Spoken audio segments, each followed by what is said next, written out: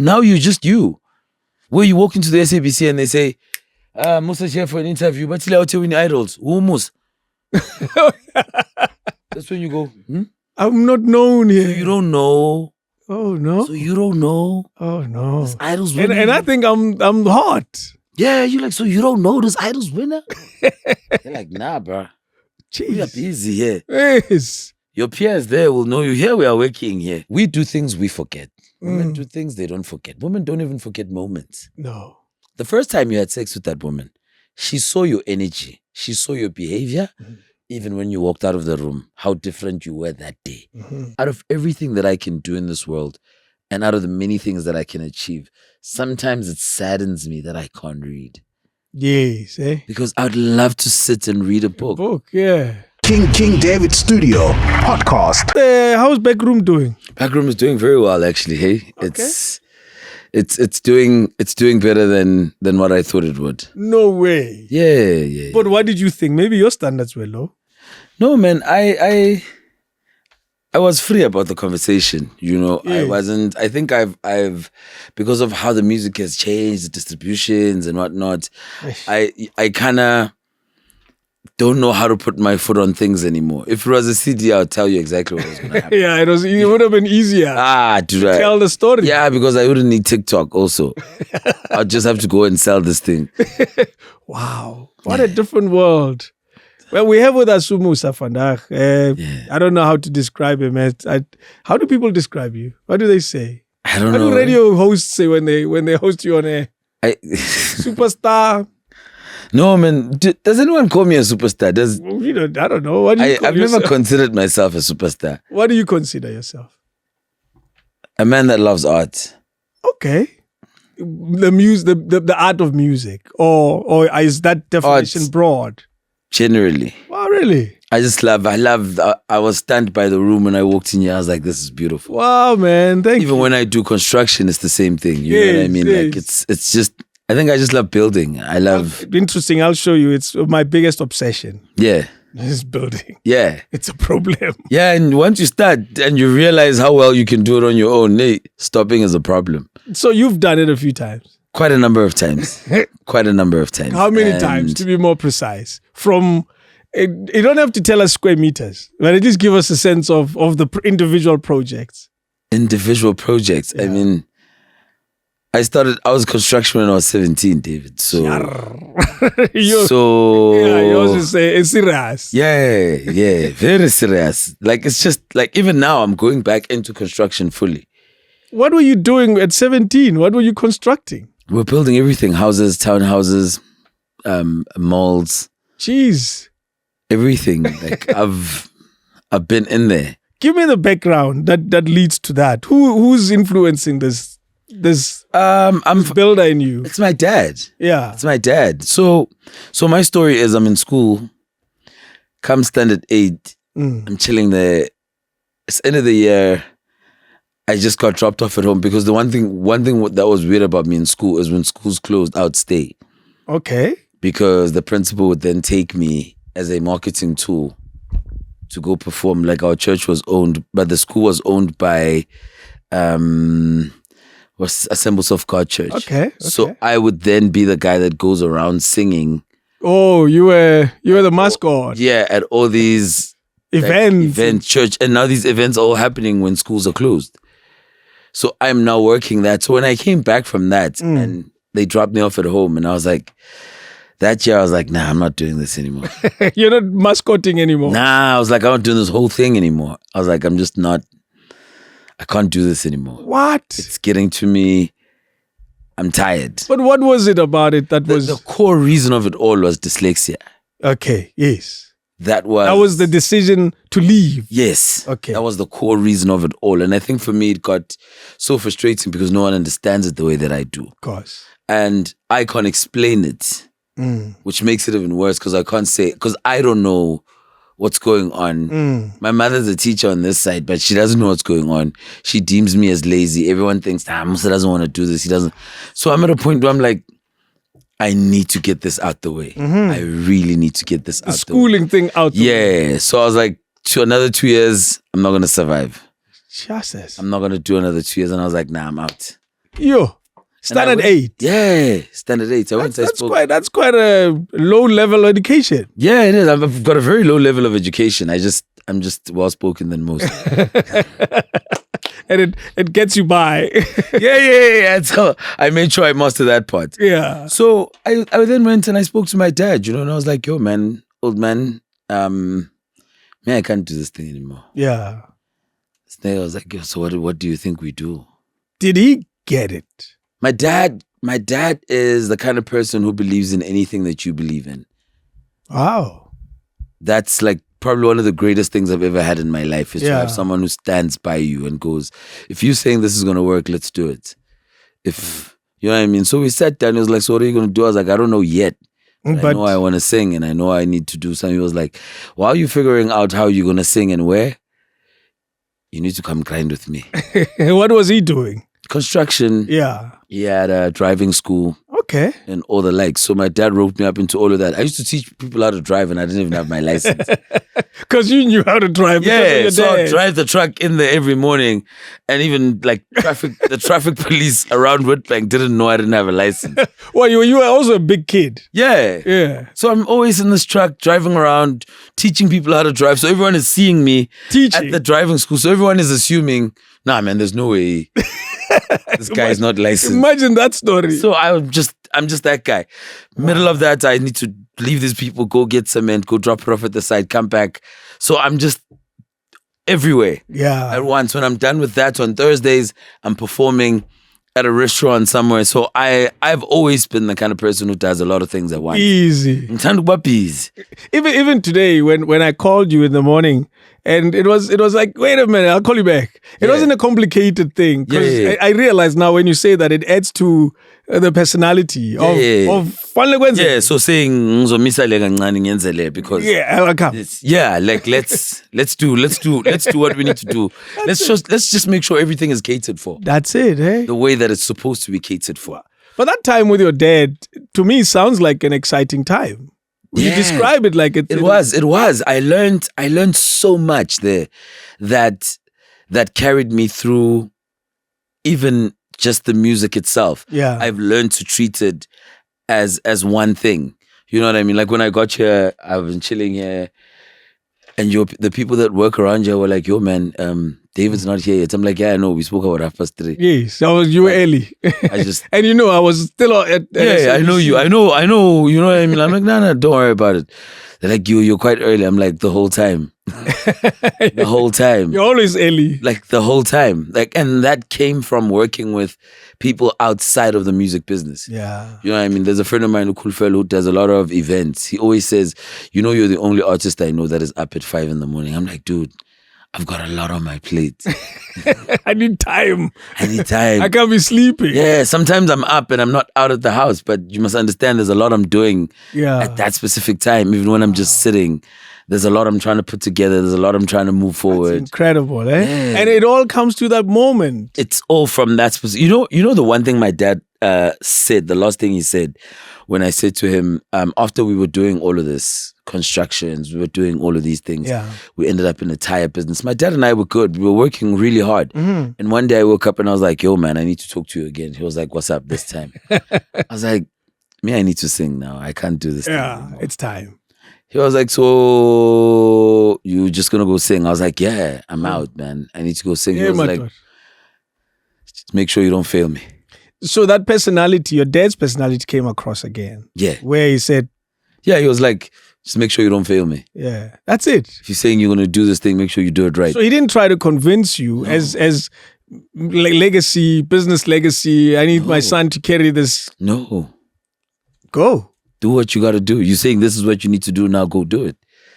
And just make sure you don't fail me because I'm already trying to make sure this works. This works for both of us. And your mother doesn't have to look at me and go, you see, I told you about dropping school and you said this kid will be fine. Now... It's just lacing around the house. So when I'm coming back, I'm saying I'm going to music. My dad was like, yo, man. It better work. Just make sure this thing works because I'm on the line for this. So he had to go back and tell my mother this is what Musa says he's doing full time. It's an interesting thing for me, for a parent to let their son not finish school. Yeah. in the society that you and I experience. Yeah. School is it's a tick that we all have to do, particularly if the opportunity is there. You know, and you seem like you had the perfect opportunity. Flip, you were loved by teachers and everybody else. I had the best opportunities, man. Even my growing up was like the finest. And I'm as chilled as I am. Like I didn't grow up like most. Yeah. You know what I mean? I had a driver at 11. It's like, oh. Yeah, you know what I mean? Go back to all those stories. I'm still looking for a driver and I'm in my 40s. Jeez. I had a driver at like 11, Dave. You know what I mean? You had it was decent setup. I was nice. I grew up in a farm. I grew up in a plot. Like when I was here, my neighbor was like, over there. Yeah, over there. We are now in Rwanda. So in my house, like I would have, like in my house, there's the house here, there's the farm in between, and then there's the workshop there. So you need to travel. Walking you can, but you'd be tired. Yeah, so you might as well. Yeah, might as well just take the buggy and drive around to the other side. Yeah, I like that. You might as well take the buggy to the other side of your yard. Yeah, while you're inside the yard. So that's how I grew up.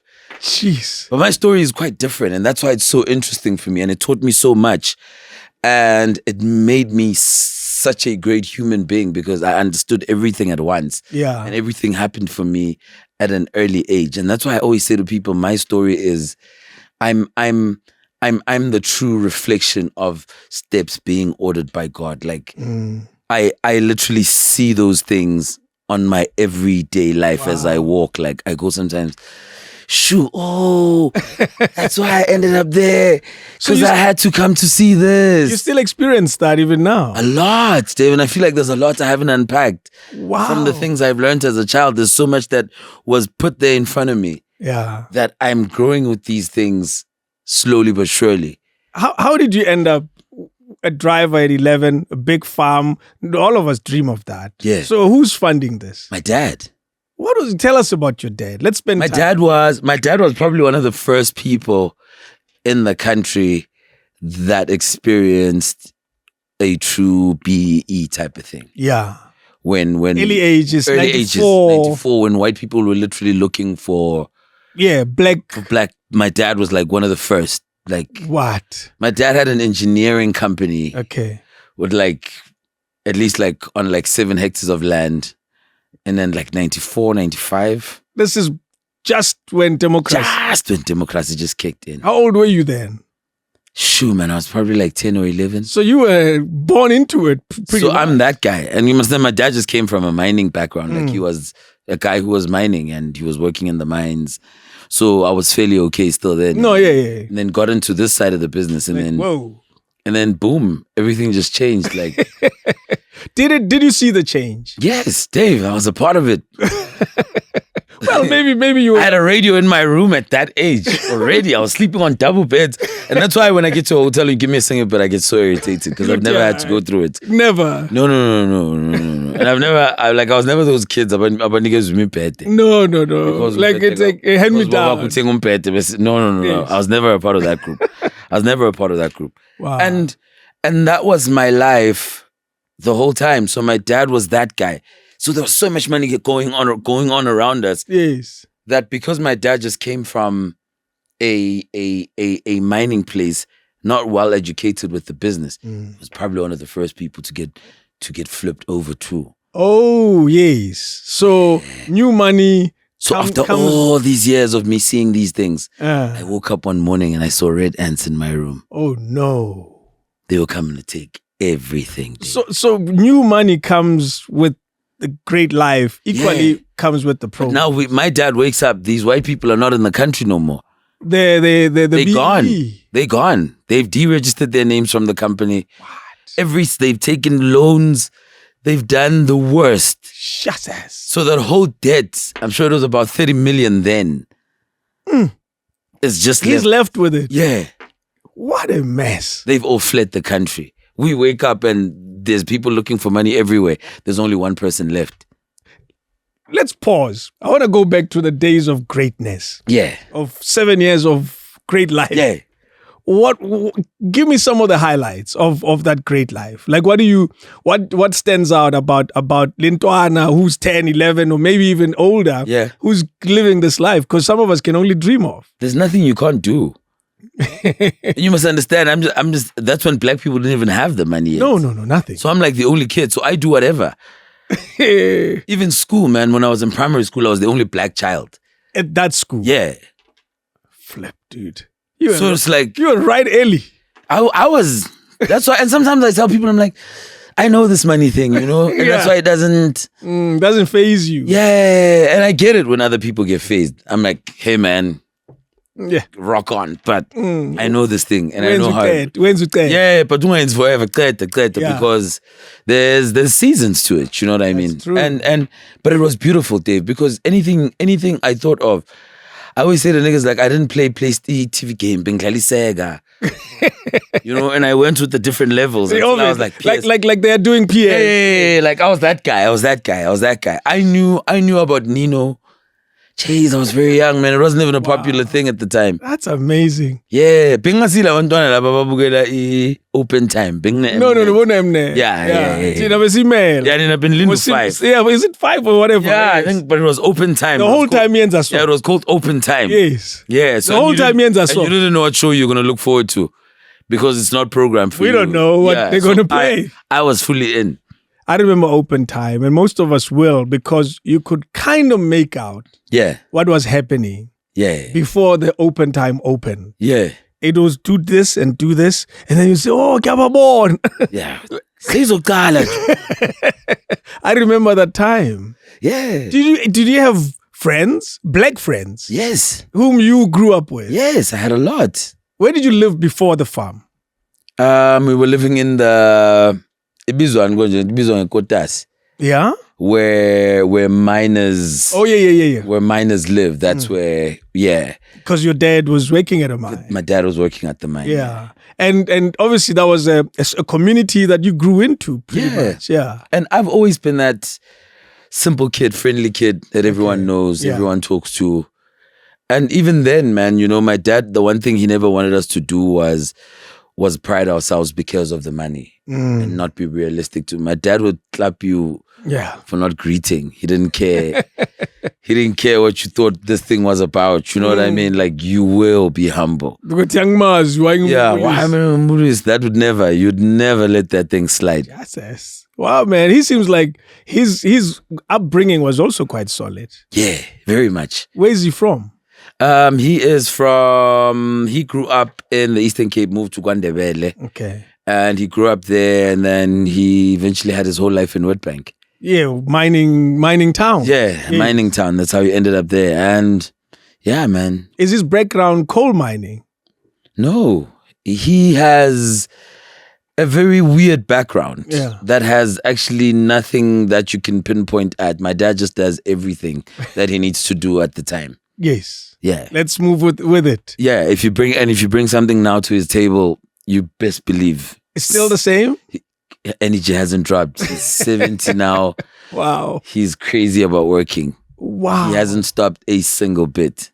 And I guess my dad still wakes up in the morning and walks about 15 Ks. Just to make sure he's all good. The other day when he was turning 70, my friends and I were chilling there. And one of my friends is like, now you are old. He dropped and he killed a 20. He was like, let me see yours. This dude was like, I was like, I told you, man. This guy is more alive every day. What? Yeah. What have you drawn from his character? Everything. Yeah. Everything. My dad is like a true reflection of staying alive, being positive, making things happen, working hard, and being a great person. And being a great husband. My dad will teach you that thing the whole time. Whether you met it or not, you will know what being a good guy is about the whole time. Jesus. I like how you say the whole time, like you get reminded. Yeah. Even till today, my dad will remind you about working hard. He hates lazy people. Jeez, man. Like it's like, you see, when I'm at my worst and I call him, I'm like, oh, dude, things are not coming together. And he goes, so? Go sleep, wake up tomorrow, figure out something. There's no way there's nothing that doesn't come together. My dad doesn't, even when he's stuck, He's going to say to you, yo, man, something's going to happen. Wait. I know this because after we lost everything, he woke up in the morning and he treated the day as if it was normal. That's incredible. I promise you. Even when he was stressing, I couldn't tell he was stressing as a child. Mm-hmm. But now, in hindsight, you realize. I promise you, 3 weeks later than that dude was selling rocks, Dave. Something to... No, he sold rocks for real. Tell me about that. He went up the mountain, took us there, took a bucket, cleaned up rocks, loaded them in a truck and went to go sell them. He bought a new house with that. Who buys rocks? Yeah. But what rocks are these? These rocks that people used to decorate their houses outside and then vanish. He used to go look for them. I need them pack now. Them up and sell them. I need them now. Is he still in business? Nah, he left that thing. He did it so that he could get by and find something else to do. When we're doing the driving school and the construction, that's him rebuilding. The legacy. Yeah, from where it fell from. Yeah. Whew. I think I should interview your dad. That would be probably one of the greatest interviews you'd ever have done. I promise you. Like, if anyone were to sit down with my dad and do an interview, that would probably be one of the greatest things you have ever heard in a story. Jeez. He has had, and I'm telling you the part of his life that I have been part of. I do not know when I was not there. Before you came. But it's never been anything else but hustling. You don't even know his stresses, really. No, I don't. You're a kid. He didn't tell you. I don't. I only know my dad's stresses now that I'm older. Yeah. Because now he speaks to me as a man and be like, yo, dude, yeah, I'm going to need you to cover that because that's, you know what I mean? Yeah. There's a hole over there and I'm going to need you to fix that. Figure it out. I'll talk to you tomorrow. But that's, it took me growing up to start carrying his stresses. Yeah. What does he do now? What keeps him going? My dad just invented a pump that stops diesels from you pulling diesel outside of a tank. That important thing. Yeah. Because I'm on truckers, they sell diesel. Yeah, my dad just invented that thing. He's busy installing that now in mines. Yeah, that's a big invention. And I don't know when he invented it, but he was drawing something. David, that's what I'm saying. That's how great this man is. He was sitting drawing something. And someone told him that there was a problem with the way diesel is being taken in the mine. And he came up with something that makes sure that when the diesel is in, you can't pull it out. Yeah. That's clearly, that'll give him money for a while. Yay! I looked at him, I was like, I think this should be mine. You'll just inherit. Don't worry, you'll inherit the technology. Yeah. My dad doesn't want that, eh? No. He doesn't want people inheriting his waiting. Things. No, he wants you to work. No, I'm sitting here thinking the type of upbringing that we get defines the people we become. And we lose out a lot on fatherlessness in our society. Yeah. And we've been talking about your dad for a good 20 minutes. Yeah. And I realized that I've never had the privilege of a father. He passed on when I was a kid. And they tell me lots and lots of stories about him. They say he was a ladies' man. Yeah. He still chose my mom. And then left my mom and tried something else. Didn't work. Yeah. Came back. I'm here now. Yeah. And there's 3 of us that came out of that arrangement. And poor guy passed on. And I always wonder all the time what life would have been with him in it. And some days, whatever, it's a deal I got. And I listen to you say credit to daddy. Yeah, the whole time. That's my Superman. Jeez. That's my like in a literal sense. And he never has time to rethink anything. He never makes you feel awkward about how he feels. With my dad, now. The whole time. Tell me about the advice he gives about how to treat women. Oh, there he tells you are nothing. Okay. Your wife is everything. Whoa, that's a big one. Yeah. That's a very and he always gives you an example like, have you ever seen your mother cry because of me? Have you ever heard her complain because of me? Wow. You know what I mean? Yeah. Like when my dad gets paid, he takes all the money and gives it to my mother and then he asks for money. Do you know that's the story I was told about my dad? Yeah, but apparently that's the only way you get it right. Yes. So that you're not blamed for money not being in the house. So the money's finished. You had the money. Yeah, not me. I don't know. I asked you for $1,000. Out of the 20 grand I gave you, I asked you for this. I don't know what happened to the rest. So if there's something wrong in this house, it's you. And apparently that's the only way you can come home and go, yes. Because you're not asking that Unokutenga macruiser 500. You know, interesting. Apparently, my dad used to give her everything, and I tell him a cigarette. Yeah. Wow. When I hear that story, sometimes my dad would deliver all the money, and then he goes and hustles for more, for his. And now when he says himself, he's talking about him buying ice cream for the house because she knows my mother's gonna probably be like, no, we're not buying any ice cream. These kids have been eating. So he wants to go hustle money so that he has money to buy all these extras. nice things for himself because my dad doesn't drink. My dad would only drink in December. And if you bought him a bottle of Amarula on the 24th, it's going to finish around the 31st. Yeah, just and then he mixes it with milk. He's not really drinking. No, he's not. He's playing along. Yeah, because everyone else has got a bottle in their hands. Let me not be the rude guy, just give me that thing a bit. He's just being a sport. We need to replicate your dad and put him in every household. We need that. A lot of things would go right. My dad, as simple as he is, when I had to go tell my dad I'm not going to continue school, I was so scared because of how strict he is. Yeah. He's very strict as a person, but very liberal. Open-minded. When it comes to things. He's gonna be very strict about you playing around or doing stupid things or being caught by police. There he's gonna be. Of course, we're not going there. But the minute you say this is about what my life wants to be, let's sit down. What is this about? Okay, very open for that kind of discussion. So he's balanced. Yeah, and for him to let you be strict but still let you stop school at standard 8. Yeah. That's a big decision. Dave, you must understand, my dad is that guy. When I stopped school, everyone went, where are you going to stay? Oh, they thought he'll kick you out of the house. Because they haven't had the discussion with us. They don't know how me and him have already concluded this thing. Exactly. So I'm saying this in a free space and they're going, not in that house, chief. We know him. We know that man. There's no way. And then my dad was like, yo, man, tell her what you must. Even when I had my first tattoo, everyone was, how are you going to show this thing to your father?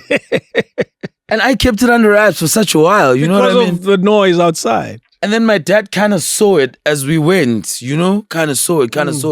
And then one day my dad goes, one of my aunts goes, hey, Musa tattoo. And my dad goes, it's part of his work now. People in that industry, this is what they're doing. I was like, oh, so you so you cool. Like I've been trying to hide it. I'm like, these people made me feel as if this is the death of me. And here you are, the guy that's supposed, and then you going, nah, man, leave that thing alone, chief. I will explain to these people. I dig your dad, like proper. We're all falling in love with your dad. I hope so, man. And I feel like even when I was going through the journey of idols, he was the one guy you would always see in the front row. Like, dare it, believe it, whatever you wanted to say to him. Even when the day I said to him, because I've never said I'm going into a competition. You said you're going to music. No, I said I'm going to go win this thing. When I was going into idols. Yes. No, I promise you, that was even, like I can speak about this, it's 9 years later. Even the people that were contestants in the house, if you were to find them and ask them, they'll tell you, I said this the whole time. I'm winning. I was like, yo, man. And I was like, guys, I saw this thing. Yeah. Even the way it was being played out for me, I was like, guys, when I sleep, sometimes I see this thing. I don't know how I feel it, and I'm not trying to be rude, but this is just what it is. You were not trying to intimidate either. No. I was just saying, even Somizi at the time, that was a year before Somizi became a judge. He was still choreographing the show. Oh, yes. So when I was chilling with him, I'd be like, yo, man, And that's how me and him started getting along. Like at that point, he would laugh his life away and be like, dude, how do you say this? And you don't say it to me, you say it to them. To everybody. Yeah, I'm like, but this, I saw this though. And I know for a lot of people, it's going to be like, I'm trying to be rude. I'm not trying to be anything. I just know this is what's going to happen. And when I said to him, I felt this, I saw this, and I believe this is what's going to happen. He was like, I saw it too, and I got you. Let's go. Let's hit it. Even in the middle of the show, there was a part where I was lying in hospital. Jeez. Top 6 Yes. idols was lying in hospital with kidney stones. Oh no. I'm dying of kidney stones. Literally, I think that's the day I knew that business is business and life is life. Eh? You have to go sing anyway. No, because these white people walked in and they were like, yo, man, you got one or two choices, brother. I was like, yeah. They were like, it's either you sing or we just tell people you fell sick and you fell off, but you're not getting no sympathy vote yet. I was like, what? I'm sick. I'm dying. I was like, guys, this is real. I didn't even plan this. The doctors here, they showed you. Like, this is like, make a choice. I was like, all right. I'll sing. I'm going to sing this. And you sang with kidney stones on stage. Yeah, and what is funny is when I came back, I said to them, this is where the show ends. Oh. Do you know what I mean? Like literally, I was looking at the producer in the face. I was like, this is where the show ends. Like, this is the last test. I knew there was going to be a test somewhere. I just didn't know it was going to be this drastic. Yeah. But this is where the show ends. Wow. My mother was like, yeah, think about this. You know how mothers are with the kid. I was like, actually, you know what? I'm going to switch off my phone until the day I win this thing. That was the last time I had my phone on. You didn't want to hear... No, I don't want to hear anything. I don't want to speak to anyone. I didn't... What didn't you want to hear? The discouragement or the encouragement? Both. Yeah. At some points, it got to a point where I knew that this was my battle. And me trying to explain things to David, who's sitting at home and go, no, man, you know, this week, I'm not sure about the song selection. It's not helping me. No. You know what I mean? And David saying, you see last week, that song, I see it, but can you find, you don't know what I'm going through. Konje Idols, who chooses the songs? You do. You choose the songs, but they give you like a list. A list, okay. Which comes with a theme for that specific week. Wow. So for every week, they're going to go. There's a theme of love. 70s. Okay. R&B 70s. That's it, yeah. Then they give you a list of R&B 70s. And if you don't know, then you must find a song there that you think you can. And then. So it's your responsibility. Yes. So me listening to what everyone else has to say. Hey, Joe, how are you doing? How are you handling the stress? I don't have time for those questions at that time. We are cool. How are you handling this? Yeah, you know what I mean? I'm in the actual battle. There's no time for me to be reading a love letter. In the true sense of it, that's how I looked at it. Like it's when a soldier's at war and bombs are coming and trying to duck bullets. And there's no time. Who get any tweet? And then you're like, they love me. No. They love what's going on here. They love, oh man, check that bullet. Nah, you know what I mean? Yeah. It doesn't happen like that. Wow. I was like, this is a battlefield. As much as I'm geared up and I'm ready for this, now I need to focus on the actual fight. Wow. There's no way I have time to be entertaining things that are outside of this fight. And I think that's how a lot of people have lost battles in life generally. Because at the time when you must string on and go, people always say, you actually do care. The minute you say that. You actually do care. The fact that you actually had it in the back of your mind. Yeah. If you don't really care, then switch it off. Which is what you did. Yeah, I was like, I don't care what Instagram says. I don't care what Twitter's saying. And that time, social media gets busy. Yeah. Even then, those were early days of Black Twitter. Reading those things, someone saying, and you know what's funny is, I've never believed this until I experienced it. When people say that the only thing that sits in your mind is the worst things that you hear about yourself. I would see thousands of Facebook comments. Oh, Musa, we Great love you. ones. Oh, Musa. And then there's that one. Yeah. And that one is popping up out of 4,000 things. But that one says that when you go to sleep at night, it goes in your head. So I was like, I don't want to know the good or the bad. Even, it takes a thousand messages to make you feel good. Yeah. It takes one. Yeah. To take it all away. Yeah. That's a reality of life. Yeah. Where you even click that person's name. Yeah. To see who to ban behind that message. Check your profile. No ban. and you don't even know the names of the ones that said all the good things. You don't even look at that. But we're human beings. We love accidents, don't we? Clearly. Wow, man. Yeah. I like that. You crystallize it so clearly that switch off the noise, good and bad. Yeah, good and bad. Because sometimes it's the good that makes you think you're on the right track when you're just falling. Well, you're not. Yeah. Because people fall in love and people who fall in love with you will tell you good things even when you're fucking. Yeah. Wow. So sometimes you don't need to hear anything. Jeez, man. Because sometimes it's these you're doing well that makes you stop working. Was there ever a time during Idols where, with all the belief, that you doubted, even if it's a minute's doubt, or the competition seemed real, and you thought, "Wow, these guys are not as bad as I thought." And it's not about thinking that they're bad. That's probably top 16. I think RJ Benjamin and the crew kind of led me into singing a song I wasn't really comfortable with. Okay. But and I'm new onto the show, you must understand. We're still fighting for the top 10. And I'm being told, hey, this is how this thing works. If you don't listen, you know all these things with productions where everyone is trying to lure you into a place where you're going, okay, maybe you guys are right. let me do that. And then I performed that song.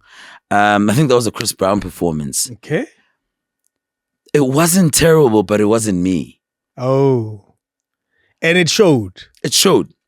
Because after I performed that's when Randall said, people are not going to remember you. Oh, no. You don't want to hear that. You don't. On the first audition, also like on live performance when now people are starting. I walked off on that stage.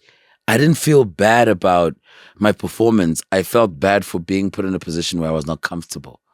Did that change your mindset? A lot. I had like a rant for that whole night. I kept saying to everyone when new song selections came in and they gave us that list, and before we even started, I was like, yo man, can I just say something quick? They were like, yeah. I was like, I don't need any help from anyone from this point onwards. I'm good. Can I fail on my own accord? Should I fail? Yeah. Can it be on my own account? Wow. Can I take control? Because I know myself better. Can I take control of my song list? And everyone went, of course, Musa. Yes. Do what you want. Fail if you want to.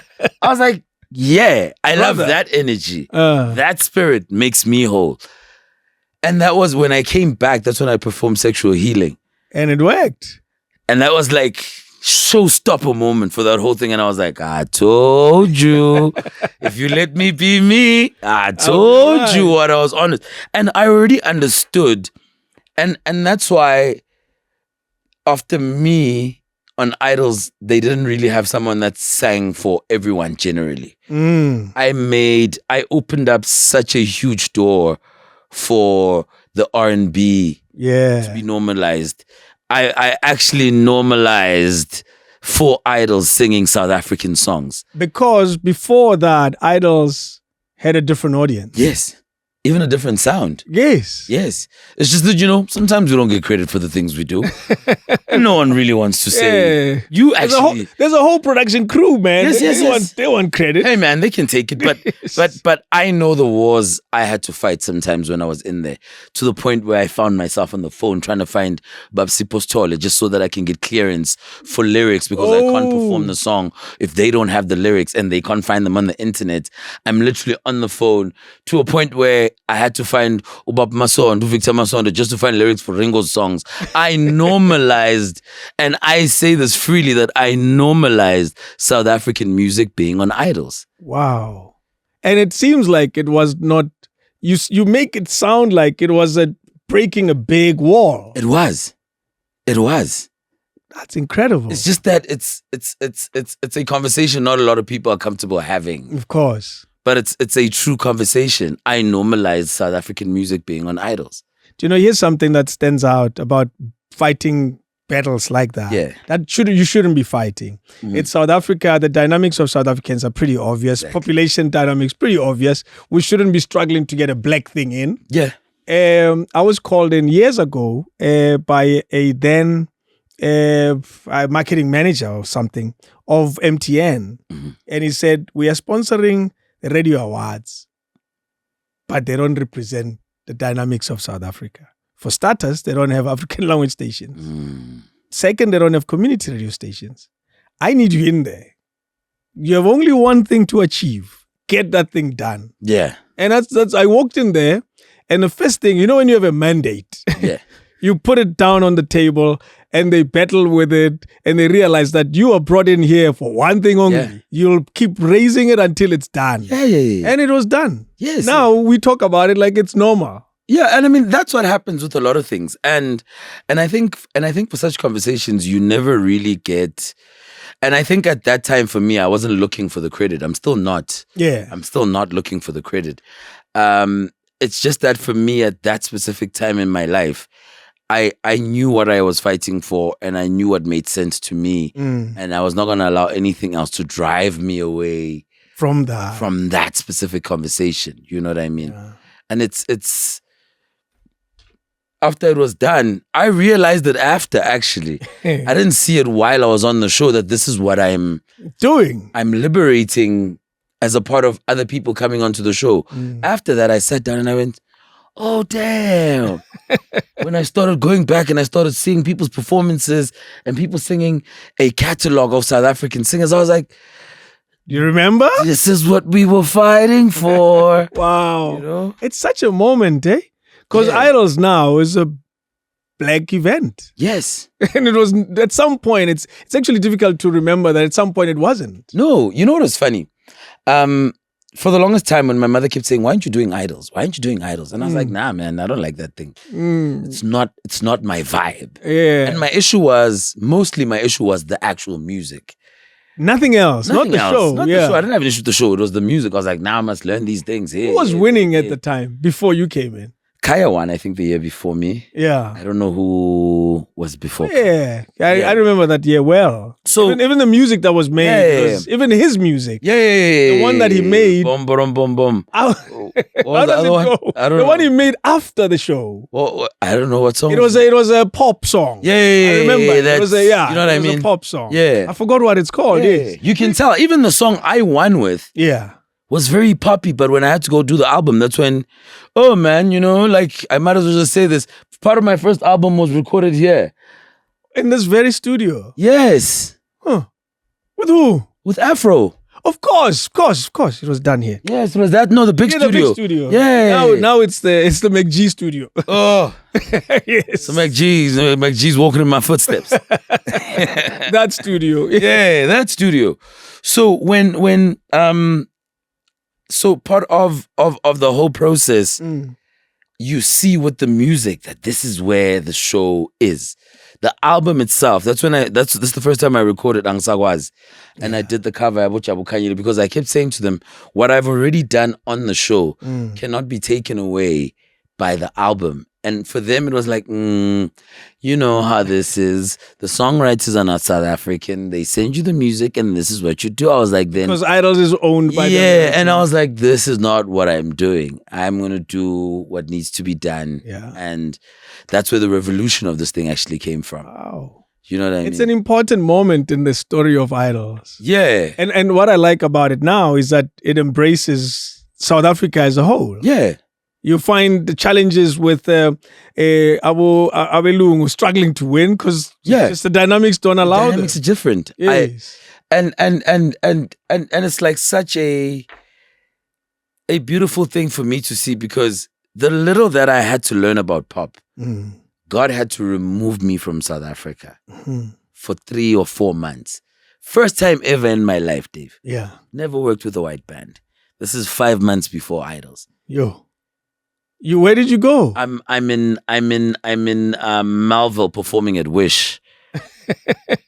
Doing my R&B things, killing the R&B, hardcore. We're nice. The band, we're nice. Scoop Makatini. Okay. Comes to me. He was sitting with a group of guys called Alan and them. They were doing some Seychelles thingy. He comes to me. He's like, yo, dude, these guys are looking for a vocalist. They said they want to talk to you for 5 minutes. I'm like, okay, sure. I go there. I'm like, yo, what up, gents? Ellen is like, we need you to come work with us in the Seychelles. This is a white boys. Yeah. Yeah. They're an all-white band. I'm like, what am I doing there? They're like, nah, man, we'll teach you the songs. It's just cover. Same thing you're doing here. Same thing you're going to do there. And you get a stable salary. A good salary. Dave. There's some opportunities in music. Dude, I was getting paid 2.9 for every day that I was in the Seychelles. Every day, whether you're on stage or not. Yeah. I only performed 7 times in 3 months. And you got 2.9. I started getting paid when I got to the airport. When you're like, the minute you're at the airport and you're like, here's my passport, ticket and they counting. Imali. That day starts counting. What? Yeah. Does that still exist? I don't know, man, if that gig still exists. For me, this was like, what, 2012? But it's a cool gig. Ooh. For a young singer that really knows how to sing. Beautiful gig. Because now I'm at the Seychelles. I've never been to the Seychelles. I'm getting paid in rupees. I get 500 rupees every morning. Yeah. There's just entertainment everywhere. I'm singing for this guy. Apparently, it's like probably one of the richest guys I've ever met in my life. Yeah. This is the guy that owns Chelsea and all of these things. Okay. I met him then. Like, I didn't know this guy. This guy's like rich. Yeah, we're just chilling at his house. You know what I mean? We're in the Seychelles. They give me a list, rehearsals. Everything on that list is just pop. Hey, whose songs? What do you remember? I know I had to do, jeez, man, I know these songs when they play. Your Ricky Martins, what's this group? Coldplay. Yes. All those things were like, they there. Jeez. And now I'm literally forced to do these songs. To learn these songs. Now, at that time, because I'm not performing a lot, and that's why I say God then ordered my life then. Mm. That means I spent 4 months rehearsing for idols in the Seychelles. Essentially, with a band. Because I'm being removed from the noise. Because if I was here, I was going to quit that gig. Of course. If I was here, I was going to be like, nah, man, I'm not doing this thing. So I had to be removed. And I'm not being told what I'm going to do there until I'm there. And also, you almost don't have a choice. Yes. Of coming back home. No, I'm in the Seychelles now. Yeah, you're like, I have a contract. And this is good money. You know what I mean? So I'm there, I'm sitting there, I'm like, so in my mind at the time, some days I'm more frustrated than others. Why am I here? Why does this? Until I came back, went through, the one song, that's why I never stopped singing the song, and I'll never stop singing it in gigs, was Something Inside So Strong. Yes. I remember landing in South Africa, and when I landed, getting out of the tunnels, Something Inside So Strong was playing. Wow. As I was walking out, right? The story is crazy, Dave. I walk out, I leave there, I go home, I'm home. Hey, welcome home. There was the Satmas that year. Okay. At Gallagher Estate in Midrand. Yeah. I'm there with a friend. We go through the whole process. As we're leaving, there was a Mercedes that passed.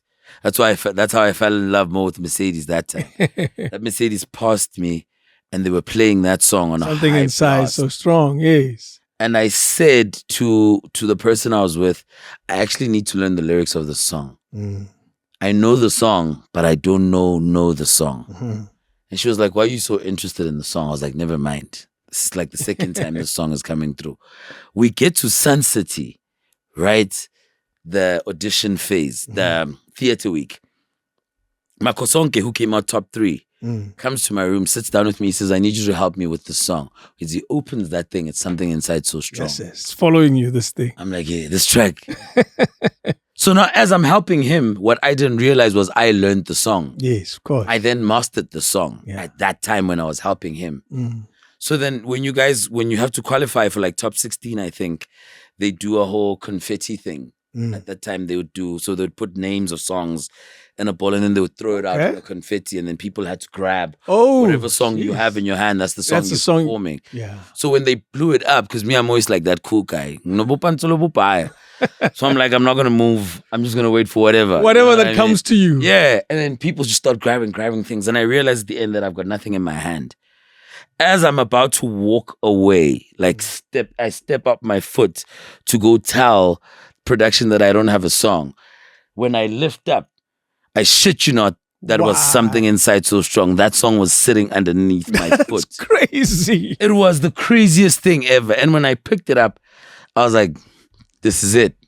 This is it. That's the I song. went in, I did that song. When I left, Gareth Cliff said, Unati did say that you're going to run the show. And this is where the show starts. Now I believe it. And I was like, wow. Believe you me, I believe it too when I see this.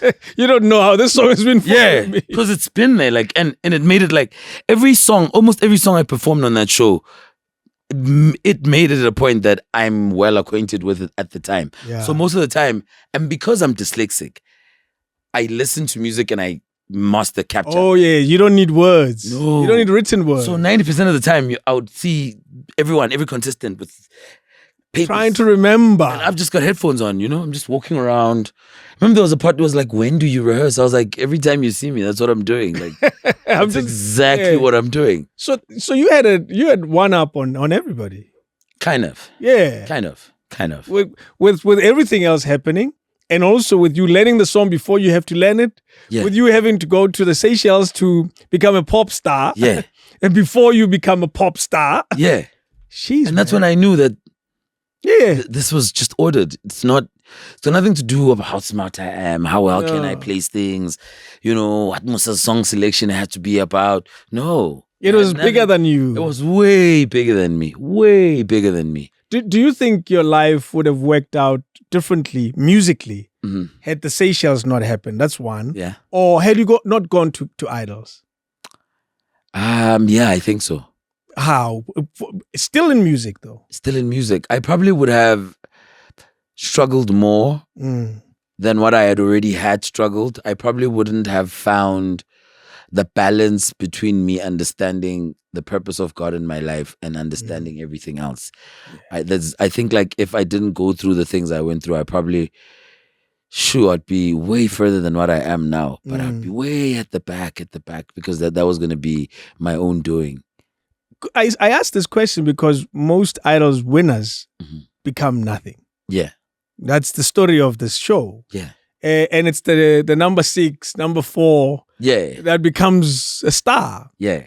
Zama Job is a perfect example of that. So basically it doesn't happen only here. It happens in South Africa and everywhere else in the country. Across singing competition. Exactly. The winner. But you see me, if you would hear my first interview, the first interview I did on the morning after I won. Remember, I think it was on E! News or something. When I got there, I even said to them, I need to take a break to go find myself and fix this thing because me, I'm not a pop star. No. So you knew that immediately? Yeah. I was like, me, I'm not a pop star. Oh no. I need to. So like I must just, because this is the first album. Let me give them what they want. Once they let me be me, and then that's when I'm gonna retell the story, the proper story. Yeah, and that's why a lot of people mistaked the album Mr. Serious as my first album because The Dream they didn't for you it's not. They didn't get to. That album called The Dream they didn't get to listen to. That was my first album. And that came with the stigma of Idols. That came with the everything. And at that time I already understood and I already knew that people fall in love with the show, not with you per se. Ooh, that's a big one. Yes. Because you walk out of there wearing this cloak of Idols. Yes. And then you won. Yeah. But the show is over. Yeah. And now you're alone, really, even if you're wearing you literally, you're naked. Pretty much. Yeah. And yet you're wearing this cape called Idols, but we can see through everything. Yeah, now you're just you. Where you walk into the SABC and they say, Musa's here for an interview, but still out here winning Idols. Who Mus? That's when you go, I'm not known here. So you don't know. Oh, no. So you don't know. Oh, no. This Idols winner. And I think I'm hot. Yeah, you're like, so you don't know this Idols winner? You're like, nah, bro. Jeez. We are busy here. Yes. Your peers there will know you. Here we are working here. That's incredible. So it's something that you learn, you discover, you try live with, and you grow. Yeah. Into so many areas of understanding. The joy for me was I had already been with so many artists in my life. The history of their lives that I could tell the difference of, oh, that's when you think you've made it. That's when you have made it. That's that. Wow. Oh, that's that. So as I'm winning this competition, I'm already going, I've got so much work to do. So you knew that immediately? Yeah. Tell me people love the show, Dave. Yes. And when the show, when here's what you must understand. The day you are winning, they're advertising for next season. That's true. On the day you are winning. Yeah. They're already calling for entrance for next as they season. Go. And the winner is Musa. Put your confetti. Hands up, everybody. Your entries for season 14. So you're already in the past. Immediately after winning. Yes. It's an immediate thing, though. That's so crazy. The show must go on. That's absolutely. I'm a prophet. Thanks. Cap. Right, next season. Auditions open on the 27th of January. Yes. You're like, but guys, it's November. Already auditions. Yes. Yes, and that's what it is. Wow, man. And that's exactly what it is. And there's nothing you can do about it. No, yeah. The show goes on. And when the show goes on, the show goes on. The show takes you and they deliver you to your record label. Tell me about the delivery to the record label, because such an important thing of this, you win a record label. Yeah. And getting a record label for a lot of young artists is a dream. I don't know if it's still the same now, but for a long time, I want to get signed was the thing. And now you win a record label. Mm-hmm. What was your experience of this winning? Was it a pleasant one? No. Tell me about it. It wasn't. It wasn't pleasant at all, because you're getting into a stable where there's black coffee. You know what I mean? They've got what was it at the time? Which Universal. stable? Universal, of course. Yeah, I'm still in the same stable. Yeah. But when you walk in there, there's black coffee. They're telling you they just sent Drake. You know what I mean? Like, okay. Like everything, you're like, okay. Yeah, man, we're taking Zahara to an interview. You're like, what is going on here? Busy la. Like there's everyone when you walk in is like here. High level artists. You're an Idols winner. And that's exactly what you are to them. Ooh. You are that deal we signed. Yeah, man. This part of the show, this thing. Yeah, we were promoting ourselves. Yeah, we were busy with us and you ended up here, man. It's this thing, man. It's this thing. What? Let's work with this thing quick. Yeah. Yeah, I was lucky enough, man. You know, when I got there was a guy called Musa. He moved to New York now. Musa was just appointed as part of A&R. So he was like also trial running. And Musa was very open-minded, very willing to hear. He was from remember the group called The Fridge? Yes. The bassist. Well. Oh, really? The bassist of The Fridge. I love The Fridge. Yes, Musa, that guy. That guy had just found a job at Universal. So he understood me. That was part of him understanding my journey of wanting to work. Because he's a musician. Yeah, so when I said to him, Afro Traction, I want to work with Robbie Malinga, I want to do this with that guy, I want to do this with that guy. He was very open about it because of where he comes from. Yeah. So he was also not really interested in the pop world that I'm being given. It was just the two songs that I was given, which was I Still Feel It and Underestimated. And it's like, okay. Yeah, I was like, let's do this contract thing. Then the rest was me and him just making music, and you were lucky to find him. I was lucky to find him, but now after A&Ring, we need to promo this thing. That's where the party starts, eh? Yeah. You call it a party, it's hard. Yeah. That's where the party starts, because now everyone's busy, Chief. No, yeah. As you are dropping, Black Coffee is dropping. Sahara is dropping. Yeah, this promo guy needs to prioritize. Who am I dealing with first? Jesus. And the end of that discussion, I promise you, it's not you. No, of course not. No, it's not you. Of course not. It can be you. No. I was also lucky at the time when promo started again. My privilege point was I'm now working with Tyson. Okay. I knew Tyson from the days of me. Tyson, yes. I know Tyson from the days of me working with Zulu Boy.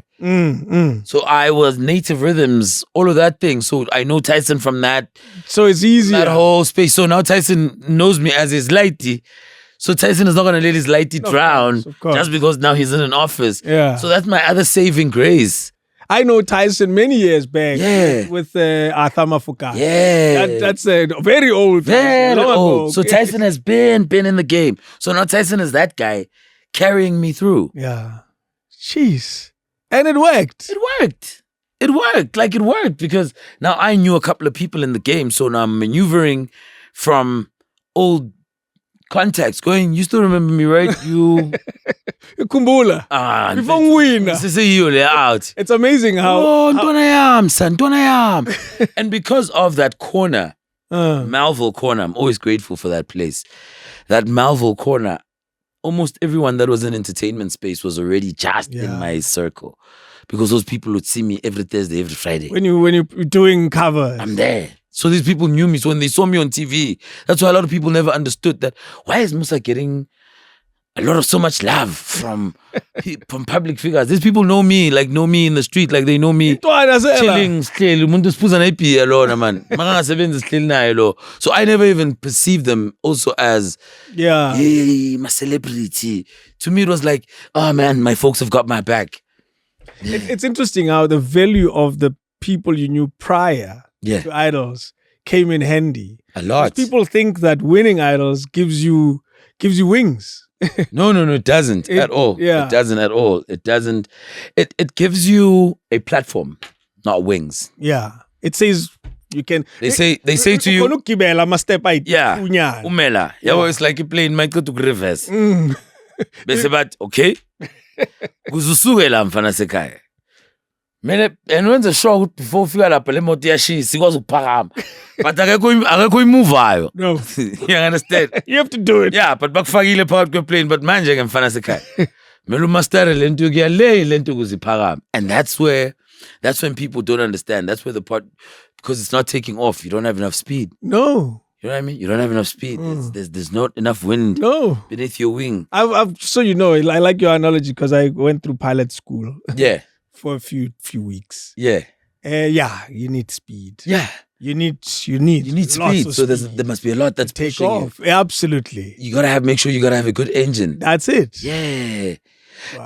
And I may be crucified for saying this, but I've always said, I'm not a fan of very young people winning idols. I'm even being, as a parent, I would only allow my child the space to be a part of idols at like 22, 23.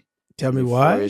That thing is emotionally draining. The whole process. The process, even the after. Even the after. You must understand, Dave, these contracts that we end up with, we don't sign them on that day when you win.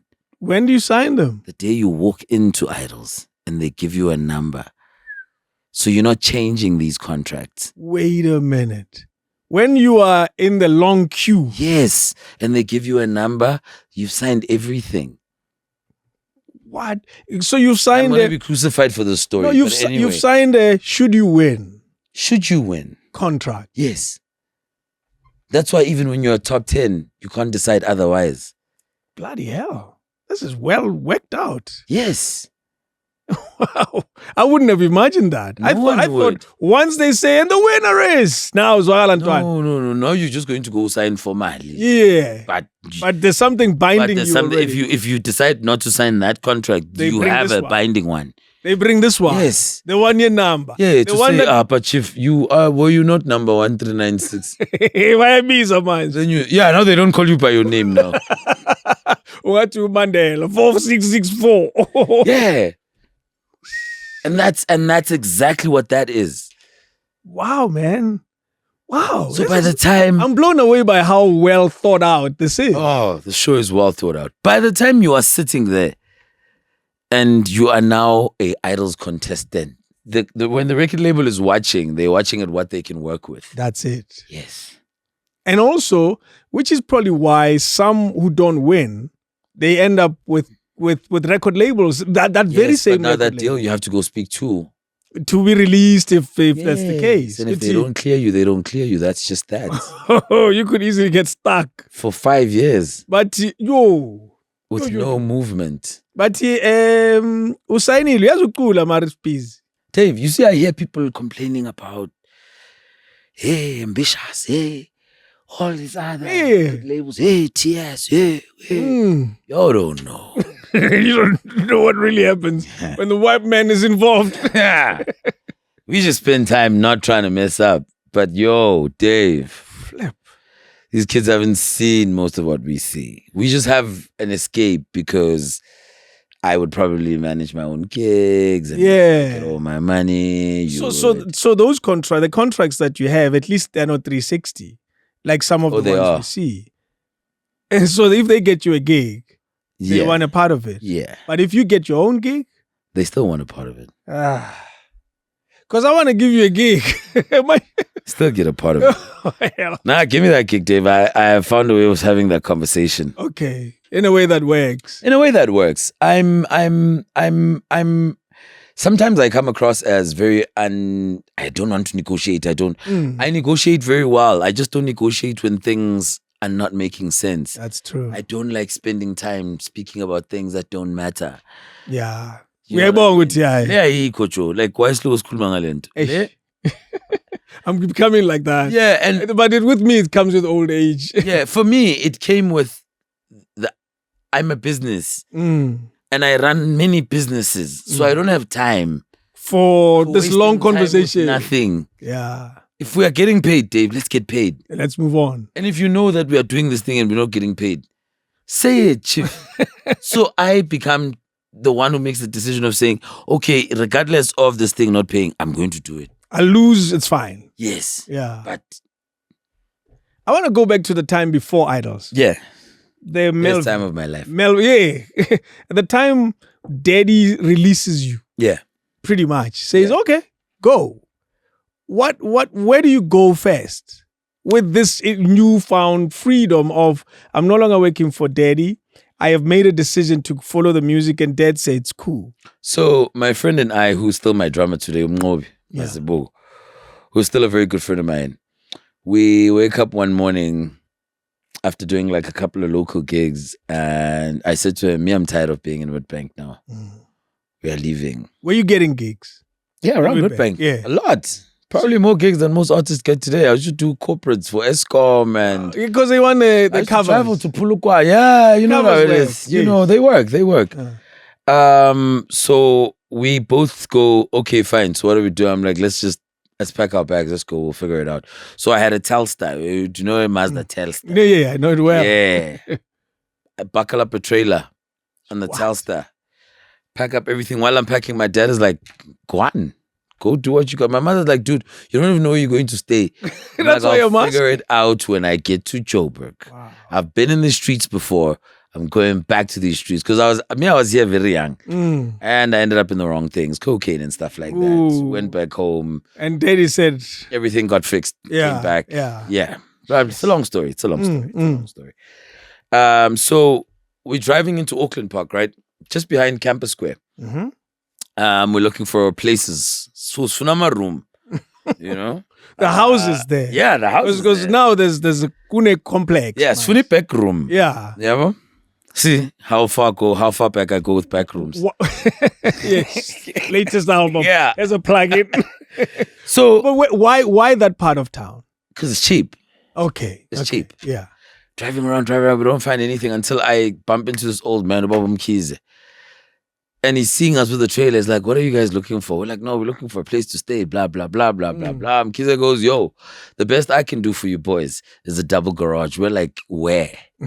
We'll take it. He comes, he pops the double garage. We move in. His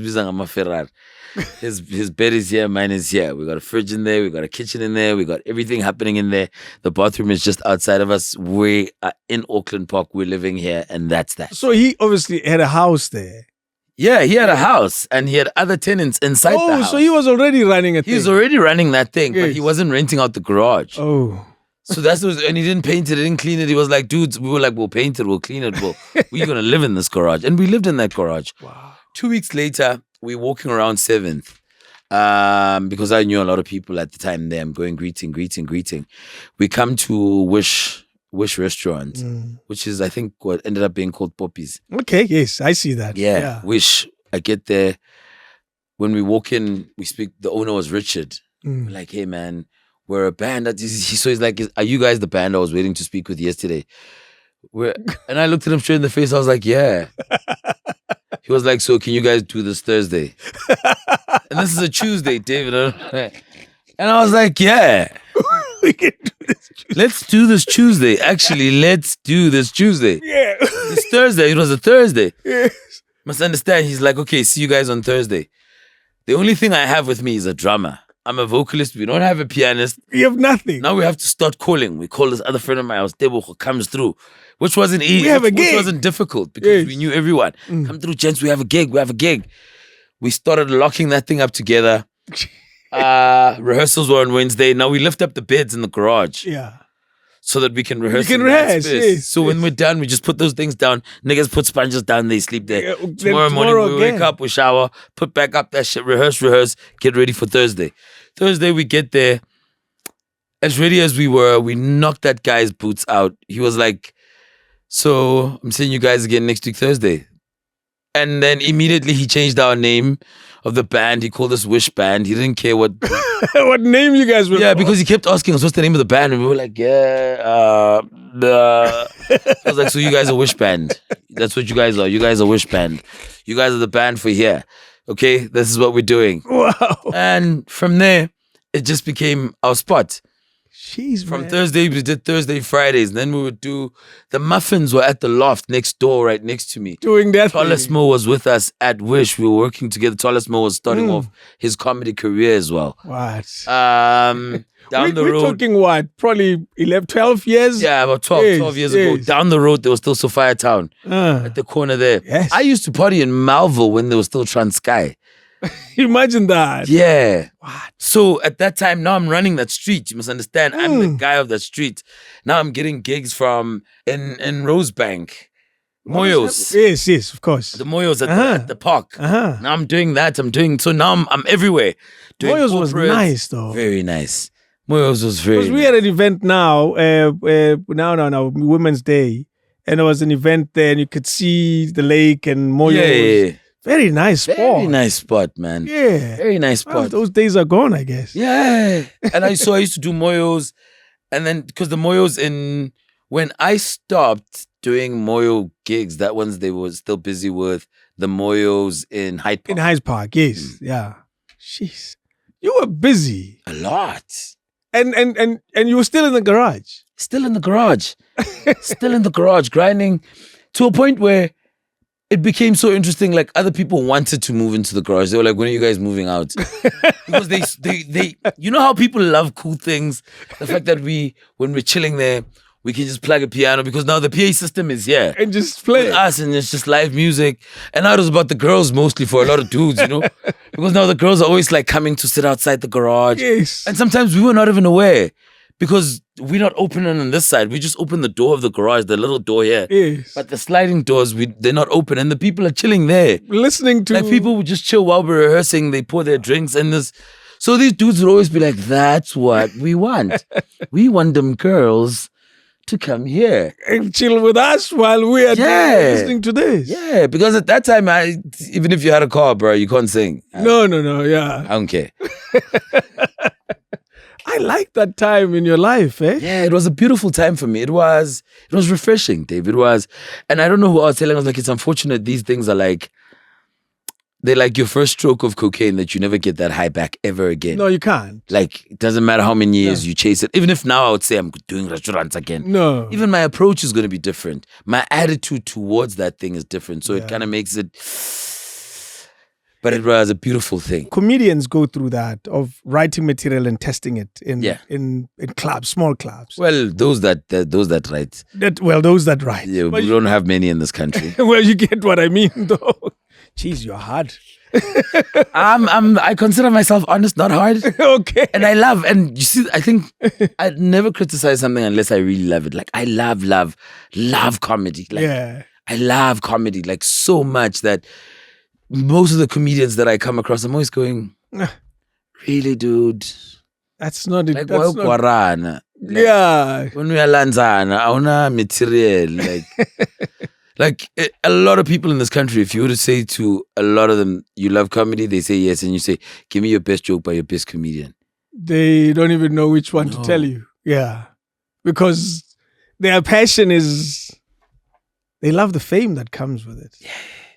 Anyway, that might be an example. I was trying to tell you about how comedians, those who write, whether here or international, they like testing material. Yeah. They like club hopping. Even if they're famous, they want a small crowd so they can throw it at it and see, it works here. Yeah. It doesn't work there.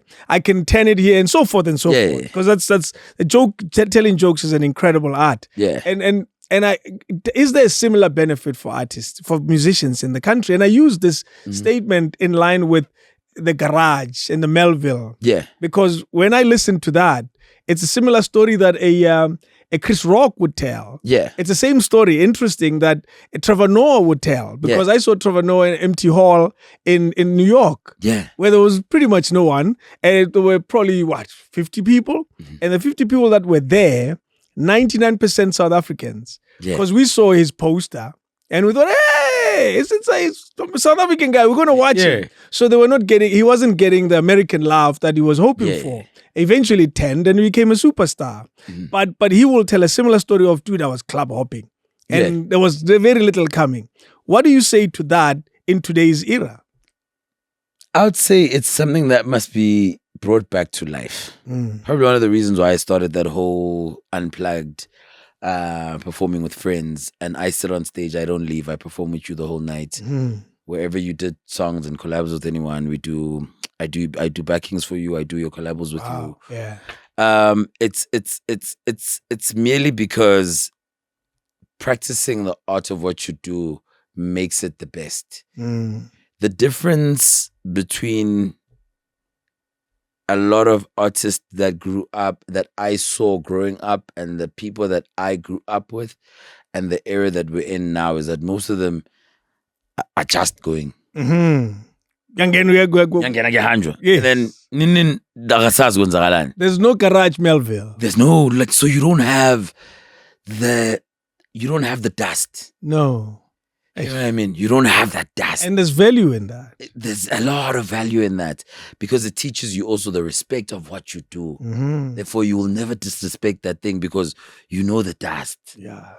You know what I mean? And I think for this day and age, it would work, man. It would work a lot. And I see how they're enjoying when they do these writing sessions and they come together. And I'm saying, let's find a way of recreating that culture again. Yeah. Again, like I'm saying to you, that's probably one of the reasons why I'm going back to that back room. Because the back room for me came with a lot of things. Yes. You know what I mean? It came with the music. It came with the child, yes, but it came with the music. Hey. You know what I mean? Hey. Yeah, you know what I mean? It came with habits, but it came with with the music. It came with solutions to get out of habits. Yes. And it came with the passion. Yes, the passion, the drive, the everything that you needed, you know, even till today. That's why sometimes I look at some of these piano cats, those who have been in the business for a while, those who have grounded for a while, you can tell with the results that they give to you. Yes. The struggle has a different the texture. Yeah.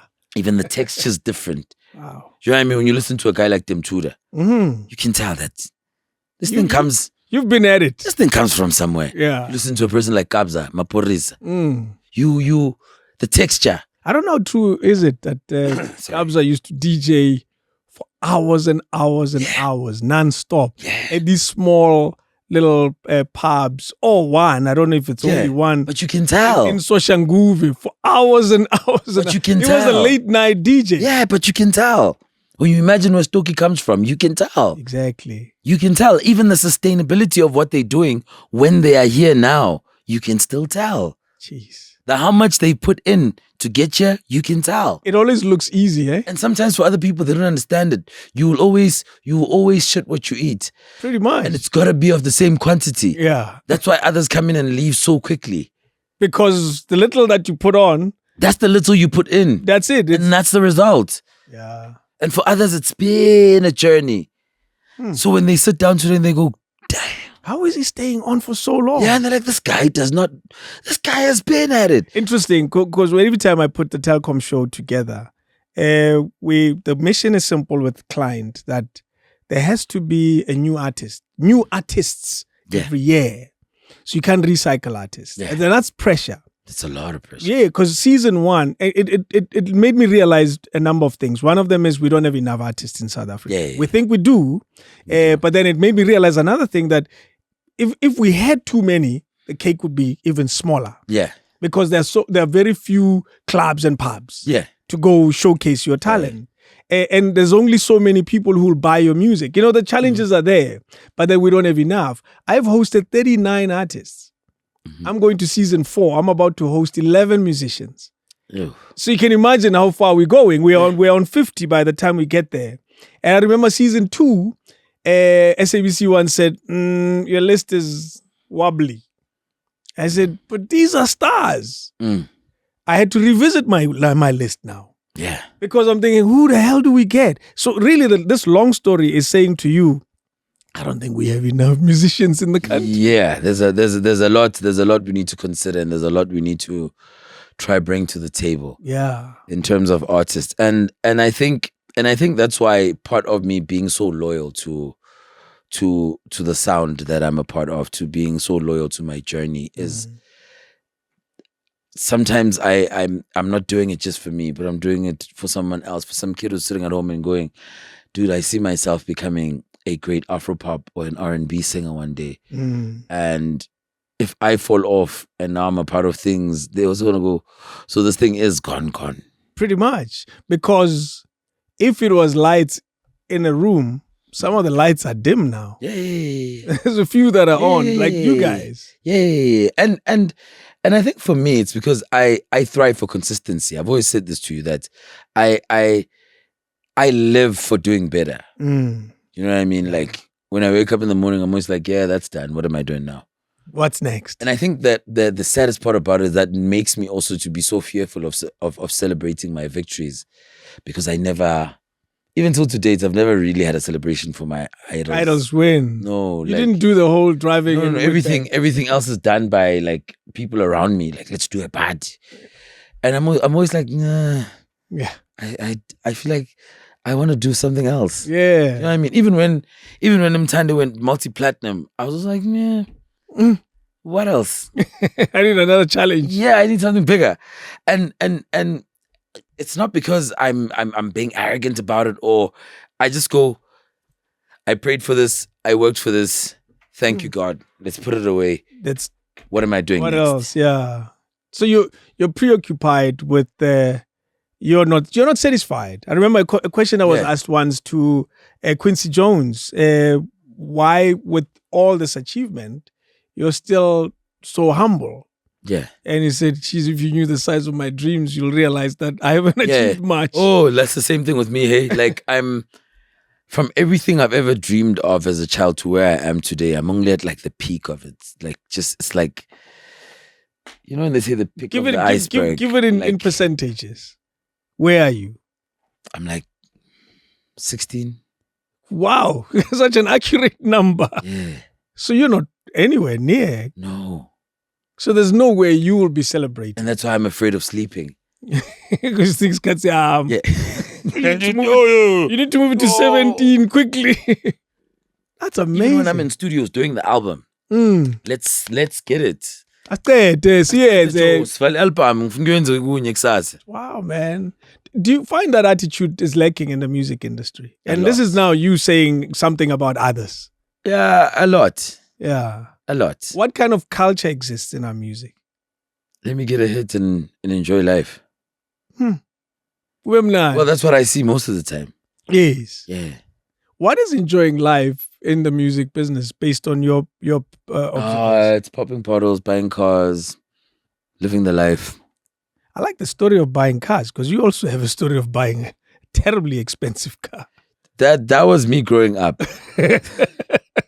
Tell us about that. That was me growing up. It's idols win. What is the story there? That was me growing up, David. That was me growing up. Tell us. I was the Porsche guy. Like, I was that guy. You won idols. Yeah. How much did you get? I think after taxes, I think it was like 700. Hard cash. Hard cash, yeah. Again, accounting. Yeah. What now? Yeah, exciting. I went exciting.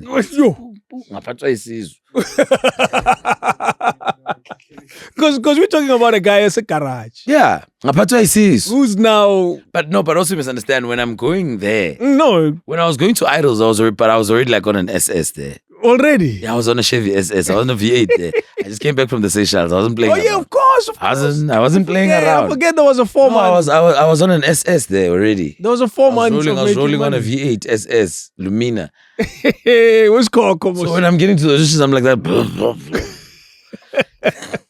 You have a nice taste in cars, my man. I love them. And now you win idols. Yeah. Imali. Yeah. What happens in your head? I feel. Kuyawafiwa nje. Bekliwe inyuku nje. Yeah. Yeah, bengile out. Whoa. But bonga kungibone. Yes. Because I'm so prone to keeping things to myself. Mm-hmm. You know what I mean? And enjoy. When I want to enjoy something, David, if you're calling me and saying, Musa, let's go play golf or let's go on a hiking something. A game drive. Whatever we're going. There's an old school car, something happening. The idea for me is not to get there and publicize that thing. No, David and I are just having a drink, doing something. Then we go home. If there's things that I need to put on a public platform, that means that's where they need to be. Yes. But I'm not going to post for you my everyday life just for the sake of me getting numbers and people speaking of me. I'm not willing to put myself through that because I need to explain everything after that. Of course, when the stuff is no longer there. Because the minute I'm posting that means when they ask me about something else, I'm required to answer. So in order for me to have my piece, at least that's the little piece that I can give to myself. And I've heard like the story lately, even with my record label the other day, they're like, people don't buy music anymore. They buy the story. And I was like, yo, but my story doesn't sound like my music. No, they're two different things. Yeah, that's like... so you can't do that. So that means I'm not going to be selling anytime soon. Unless you're telling a wrong story. Exactly. Yeah. Now you want me to open up a door that gives me peace and take my peace away for someone who's sitting at home and enjoying their peace. That's an unfair trade. Yeah. That's not you selling right for me. Like, if you are at home and no one's asking you about your life and all you can do is just scroll and go, I'm not saying don't do it, but that's your story. And I choose to keep my story to myself. Yeah. I will tell you what makes me comfortable about my stories. I talk about having a farm. Has anyone seen it? No. It's there. And you speak about it. You know what I mean? And last time we spoke about it. And it's there. Yeah. You know what I mean? I opened up a solo on the same day I dropped Backroom. You barely see me even because I want the brand to exist on its own. All on its own. And live as a brand on its own, regardless of me being there or not being there for that business. And you don't want what happens in your life to affect that. Yes. And vice versa. Now tomorrow, that now boils over into, you know what I mean? Let's keep things where they are. Let's pocket things the way that they need to be. True. You know what I mean? All we know is that Michael Jordan is worth $1 billion rand. Yes. But all we can talk about is just Jordans. Nothing else. Nothing else about that man's life after that. That's true. And Michael Jackson even died with a lot of people discovered his businesses in his death. I was like, oh, that was Michael Jackson too? You know what I mean? And to be quite honest, it's understanding your place. For example, my legend there. Yes. Chico Twala. That guy's been doing business for years. Yes. You have no idea. For years. We have no idea what he's doing. For years. Yeah. He hasn't said a single thing about it. Yeah. Why must you always feel the need to tell the world? Why? It's my business. But it's we live in a time of content, Ntwan. You know that. You get an accident, people take out phones. Yeah. They're not going to help you. They're going to take pictures of the accident. That's true. So they can post it. That's true. And you taste a little bit of it. You want a little bit of the fame that comes with the world of content. You want more of it, which is pretty natural for a lot of people. Yeah. I'm not surprised when people would post. Yeah. I wish they didn't, but hey, that's the choice they make, as crazy as it is. Do you understand that people don't understand how heavy that drug is? Yes, It's a bad drug. And I think a lot of people that have allowed the space of being able to post content and do this and do that is because they've never really tasted the drug. Yeah, it's bad. The drug of fame. Tell me about it. I see these things, ecstasies and whatnot. Yeah. The drug of fame. It's bad. Oh, Mashared. Tell us. What is it? Changing character, personality. It comes with you losing emotions and consciousness at other things to other people. You're just a different person. Yeah. I saw it and I was like, I'm not taking this one. Did you get to it? Almost. So you were this close? Very close. Very close. Very close. Where you were, what were you feeling when you say you were very close? You know when you feel like no one else can see you because they're not walking with you? You're above them. Ooh. That's There's and then you have. There's nothing as sad as longing for attention. Because there are times where you don't get it. Yes, because I mean, you walk around the shops at first, and everyone goes, ah! You walk in the second time, they go, ah! You walk in the third time, they go, oh, nanglo. Oh. The problem is not the screams, it's dealing with that other side of the coin. Jeez. The problem with fame is not the going there, it's the coming back. Yes. And best believe, I don't care how consistent you think you are, there's always coming back. It doesn't matter who you are. It doesn't matter. I don't care who you are. The screams will get fewer. They will call you a legend after not seeing you on TV for 15 years. Jeez, man. The screams will get quieter and quieter. They will. Everything gets quiet. And there's pain in that. Yeah. It's how you adjust to that part. The coming back and being able to deal with being yourself the whole time. Yeah. So I've never changed character. Before and after. Before and after. And not because I'm smarter than the rest. My upbringing does not allow me. Yeah, that's true. My upbringing did not allow me. And have you seen people change character and struggle? A lot. And struggle to come back a lot. You've seen them. Others, some of these things they're doing on Instagram is trying to keep up. It's trying to keep the screams loud. Yes. And you forget that it's not about the screams anymore. What does it become? Like, have you ever heard most artists go, sometimes you need to close yourself off. What are they closing themselves off for? From the noise. Yeah. Yeah. But they don't realize that you don't have to. It'll go away. It's going away, that thing. Don't worry. I like the phrase, it starts to die the minute it starts to start. Yes. And that's time. That's when it starts dying. Yes. Yes. The minute it begins. And that's why I always say to my people, there's never a point in my career where I'm chasing after another Mtande. I'm not. I'm making music, yo.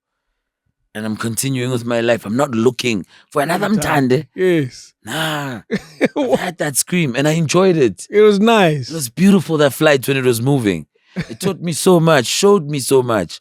But it was that flight. And it landed. We're good. Hey. It still brings money home once in a while. It's great. Yes. I got my perks from it. It's still a big song for the record. And it's not going to die anytime soon. No. You know what I mean? But I'm saying the noise is less. Yeah. And now I see clearer. Jeez. You know what I mean? The best magicians always say the closer you are is the less you see. Because the further you are. Yeah, it's clear. Yes. That's it. That's your field of view is so tiny. So because the noise went away, I started stepping back and I looked at the industry from a wider perspective. I was like, oh. This is what's happening. Oh, must have calmed down. So you were almost. I was almost there. Because also you must understand a hit is dangerous. Yeah. Because awusalali, ufuna enye. Oh yeah, of course. Ufuna enye ingoma ezovala uDecember. Yeah, no, you're obsessed with the drug is the drug of success, of hitting. You know what Taputula once said to me when we were sitting in studio? Yeah. He said you must always acknowledge people who come to you with ego and let it pass by. I was like, why? I was like, because ego is fear. And it's a fear of the unknown. Stop fighting things you don't know. This person doesn't know what's going on with themselves.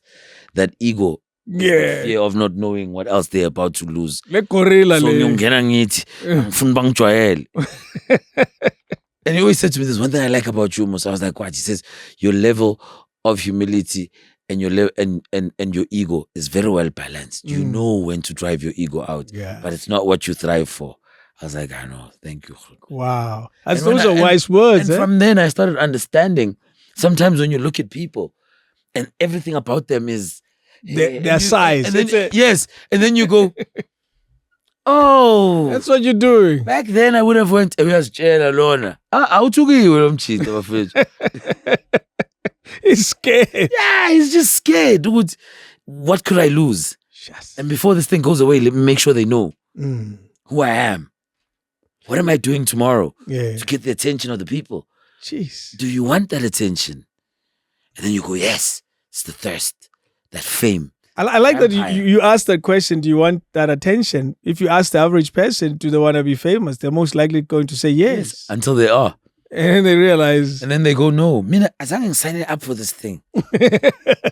Interesting. I've had Rebecca Malope here. She said she had to go to the shop and she would put it disguise. Yeah. And people would say, Siakbona, Rebecca. Yeah. So and you get tired of being recognized. Yeah. I got to a point where I was like, you know what? Me, I go anywhere, me. Even if you say to me, there's another place there, deep slow, that sells. And you talk and fuck my shade. But Musa ngithi hayi kunjani sisi ngiyaphila ngihlale phansi ngidla mawuthi Musa ngithi ngiyadla mangisuka endlini ngithe ngizodlala and you will respect you'll wait in fact mangisuka la ngiyahamba kwana leso sithombe ngisifuna and some other people go Musa I'm like but how? I'm not at a show when more off usendlini manager kufonela bathi buya ba complain kanje. You know, there was a Pengsesowe to know Kenny, the comedian. Yes. Brakenzo clearly, you know. Says some lady walks up to me and she says, Kenny goes, whoa, sister. Wahlangana wena ne-doctor, i-gynecologist yakho la estradini la. Wathi awume kancane ngicela ungishaye ipepsi miyaphi ngithi ngizakho. I was like, you couldn't find something else. Well, I had to make it clear to her. Yeah, because he needed something that's gonna be drilled into that. No, this is a work. This is someone's job. Yeah. Like when Musa is singing, he is at work. You're expecting him to just. I can't just rock up and give you a line. Musa Nkulele. Huh? Who else has asked somebody? I remembered something similar happening to someone as well, where they wanted a picture and he was also saying, not now. Yeah, not now, man. Now. It's just like, I'm at a club. It's 2:00 in the morning. Bayavala. If uthungi setlapini and when utagiwe, chances angitagiwe. Yeah. If when utagiwe. Yeah, I'm ngitagiwe. Ngitagiwe siyaphuma etlapini. Bese Musa ngicela ukushuta. Bese ngithi hayi. Bese uthi hayi niyaqhoma. It's fine, dude. It's 2:00 in the morning. I'm drunk. That's not how I want to represent my career. I don't want to be known as that guy ophuma ematlapini ngo-2 and atagiwe hamba his job. So no, I'm not going to take that picture. I don't want that picture. I don't want that thing to filter into my life. Ngize ngikubuze mina mawuposta lo thombe uthi bese bekwenze njani? Yes. Because ngitagiwe mina. And ngiyabonakala ukuthi ngitagiwe. Yeah, mawubheke lo thombe bonke Musa utagiwe. Apha sijiva naye. No, bongajive nami. Ulapha engijiva khona bo. Besiphuma. Yeah, besihamba. Awukhona ngishuda nabusuku bonke because mina bengu-VIP wena uhleli ngale. So manje sesiyaphuma nomnyango unfortunately uba yi-1 noma ngabe uhleli kuphi. So kuse ngiyaphuma sekumele ngismile. No. Angifuni. Ngicabanga ukungicela isithombe ngiyothenga isinkwe Pick n Pay ekuseni. Uphethe isinkwe. Mfethu ngiphethe isinkwe nebisi. Musa, can we just, abantwana bami? Oh, Joe. But you realize that some people would say, you are being snacks in those moments. Yeah. And you're happy to accept that. It's okay, it's life. Yeah, let's move on. I'm not going to move on from the car. Never. Because somebody told me the story of the car is quite interesting. I won't get to the details. I wonder which car is this? The idols, the Porsche. Yeah? What happens to the Porsche? What led to the decision to buy a Porsche? Flip, you could have bought any car. I loved the Porsche. Okay. Which one did you get? I got the Cayenne GTS. Dude. You could have stopped at Cayenne.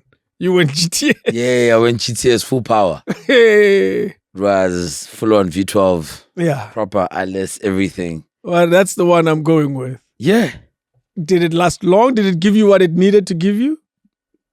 Whatever it was, it is what you're looking for? It taught me to stop wasting money on nonsense. Okay. Good lesson. That's why I asked, did it give you anything? That's what it taught me. Yeah. So, how I lose my Porsche. I decide to go drag racing with a couple of friends. Kayalami. So, boom, boom, boom. Racetrack. Racetracking. That thing is a GTS, you must understand, it does everything. Whatever you want it to do, it'll do it. Just press. Just press, it'll do it. Pressed. Here I am at a curve on 190 kilometers per hour. Yes. I'm trunning that thing. I've got it. I'm nice. It's yes. So I didn't calculate how far that curve goes and it ends. Now there's a little peaky of a wall there. That thing at 190 goes into that wall. Yeah. But now it doesn't destroy the body. It just goes. I stop racing for a while. Let's chill. Drive home. In the morning, I start that thing. Reverse. I hear, Oh. what's going on here? Okay, maybe it'll, silence itself off. Now, I'm like, okay, now this thing is straight to Porsche. Get this guy's like, nah, but you know how we work here. We'll see you tomorrow. We'll give you a quotation. He calls me the next day. He's like, yo, man, this car needs 150,000 suspension, blah, blah, blah, blah, blah. At that moment, I went, am I going to give them 150K? I've got a BMW in the garage. I drove to Porsche. I was like, yo, man, do you know anyone who is interested in buying this car, a Porsche that has 150,000 rands problem? Yeah, this guy was like, I should be able to find a couple. He called me after a week. He was like, I found someone that's willing. I was like, dude, actually, I'm gonna come drop off everything else that you need from me. I don't even want to know.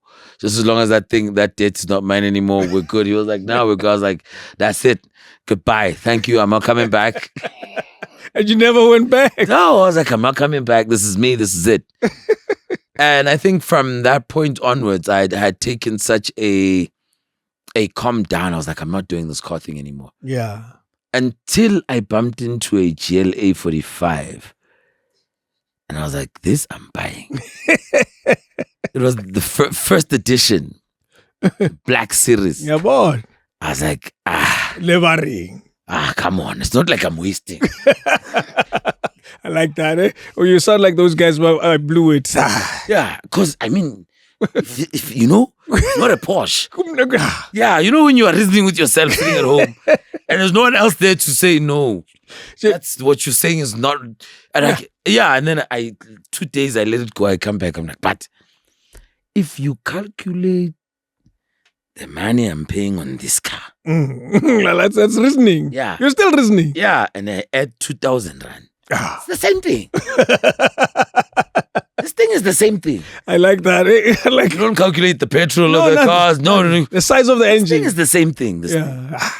Let me just take this thing. I take that thing until I called insurance. The insurance was like, the car is what car is that's a supercar. Okay. So insurance is going to be it's going to work around to like 4.1. Where do you live? Is it in garage? You're already like... So this thing is not 2,000 rand extra. This thing just went like 7,000 rand up from what it was supposed to. Then I just kept on. And then after that, I was like, You didn't buy it? I bought it. Oh, hell. I bought it, David. So you lost the debate. I bought it. With yourself. Yeah, I lost it. No. You won the debate. I won because yourself. I was telling myself that this is a good decision. And it was for a while. And after a while, I was like, nah, I'm not doing this anymore. You've learned your lesson. Focused on other things. And until to date, I'm also like, which one do I buy? Nah, I don't need it. I've been through that a lot for years and years and years and years of I like it. I want to buy it. I buy it. Yeah. I like it. I want to buy it. I buy it. And now, for the first time in the last 6 months, I don't care. Nah, 6 months, you're still fresh. No. But I know the feeling is clear in my head that Now when I love a car a lot, I try not to even like inquire. No, that's what I do now. I do not nothing. Ask for the price. I do nothing. I try not to find out more. Like right now, the car that's haunting me is the Defender. You look at it. The other day, a friend of mine is like, no, I need to just go change something at Land Rover, my car. I was like, okay, sharp. I was like, you went with him. I was like, don't take me there. Yeah. And then I get there, they just launched the James Bond of that car. So it's standing there, 4-piped. David, that thing looks. This white guy goes, so they tell me you're an Idols winner. Do you want to test it? I was like, no. I don't want it. I was like, no. This is the reason why. Like saying, they tell me you're an alcoholic. Do you want to try this? Do you want to try this? This is made out of water. It's just got a little bit of alcohol. It's not the worst. You can't even taste the alcohol. No. That's exactly what they did to me. He's like, no, man. Do you want? I was like, no, I don't want to drive. I don't want to see the car inside. This guy walks to the car. He starts the car. Now the thing's going boom, boom, boom, boom. Now I'm looking at that thing. They know how to sell them, man. Now I'm looking at that thing breathe from a distance. I'm like, yeah. What do I do? Do I buy it? Do I engage? Do I at least go see it inside? You know what I mean? And? The doors are open. I ended up sitting inside that thing. Yo, man. I'm like, now I went home. And then I was like, so the reason for me driving a double cab was because of the farm, man, business. This is you reasoning. Yeah, I started this discussion last week. Let me tell you, you will lose. Stop engaging the conversation. I actually should just, because already I was like, but if I buy that car and I buy a trailer, listen to that. I mean, I can still fulfill doing everything else. Yeah, like, I mean, the car, and it's comfortable. Yeah, I mean, let me just, Let me tell you what has happened. But I'm not gonna buy it. No, don't. And I'm glad you're getting out of it. No, I'm not gonna buy it. I'm believe me, even now I'm trying to convince myself that much. That's why I keep saying it so many times. So you get it out of the system. I should write it down somewhere. Like, you're not going to buy this car. Yeah, because I need other things, man. I'm starting a restaurant. I need to have things that work cohesively with that. I need to have a baki that stays at the restaurant, that functions. That's it. So if I'm buying this car, that means there's a car that helps me, and it only started helping me now not to care about cars. Yeah. I'm a proper car fanatic. I know this. Through and through. It's a problem for me. And I call it a problem, so it feels like a problem. Because I think it makes me happy. But if I don't call it a problem, it won't be. Yeah. But there's a car that hasn't been around me for a while. It was at a different property. And I fetched it. And I brought it to this office. And it helps me know that I'm good. I have all the cars I'll ever need. Yeah. It's because of that one car. Yeah. I'll announce it. I'm more than happy to do so because it's a rare car. Mm-hmm. It's a BMW 1M. Oh. Scares as hell. Oh. I was lucky to find it, and I was lucky to find it relatively cheap. At a time, I've had it for probably 7 years or so. And I've driven so little of that car. But what I like about having it is every time I see it, I realize that I don't need any other car. Yeah. It's there. That's it. That's the car. Because that's the car. Maybe I must find that. You see, the ultimate, but I hope it's not this one that you're dealing with now. You must find the ultimate, that because it's rare, this car. And if I could find a Mustang 1976. You got problems. I think you should look for the 64 or the 67. Okay. Yeah. I'll see which one. But there's one BMW I still wish to buy and keep. Do you know the BMW 733i? Yes, I know it well. The one with the round. Ooh. If I could find that thing. Let's hope somebody watching this has it. If I could find that thing, I'm in peace. Do you know, I learn every day when I speak to guys who come here. It's Java. Java loves cars. He loves classic cars. Yeah. I didn't know this until he came here. Yeah. And when I showed him one of the Mustangs in the yard, he said, "What in the world? What car is this?" Yeah. Because for me, the collection has been on for so long. Yeah, you've been at it. Completely. It's my quiet passion. I remember when I was recording my first album here, there was it a Cadillac? It most likely a Mustang. It was a Mustang that Most you had likely at the a Mustang. front there. Most likely a Mustang. I was like, this guy. Most likely. Because I've had a 64 Mustang for a long time. I bought it in 2009. It was for almost funny nothing. story when you talk about Java. Yeah. So we are at Questa's wedding, right? Everyone's there, we're drinking, we're having fun, the wedding's on. I had a bottle in my car. So now we have to go get that. So we continue. So it's Miss Java and Vusi walking down, right? We're dashing. So Vusi's like, "Hey, love your car." I'm like, shots, close the car. We woke up. So Vusi's like, "Yo, dude, my car, I know you have a way of finding people that fix cars quicker, blah, blah, blah. Because you get known for such things. Yeah. I need you to find someone who can help me with the bumper of my car. I'm like, which car is this? He's like, nah, the Mustang. I'm like, that's easy. I thought you were speaking about something that's going to give me issues. Mustangs. You're driving a Mustang. That means you have the budget to fix this thing quickly. Of course. Also. Let's go. Because I'm not going to go look for Prajabo. I'm just going to talk. I'm going to talk to Tinas, but...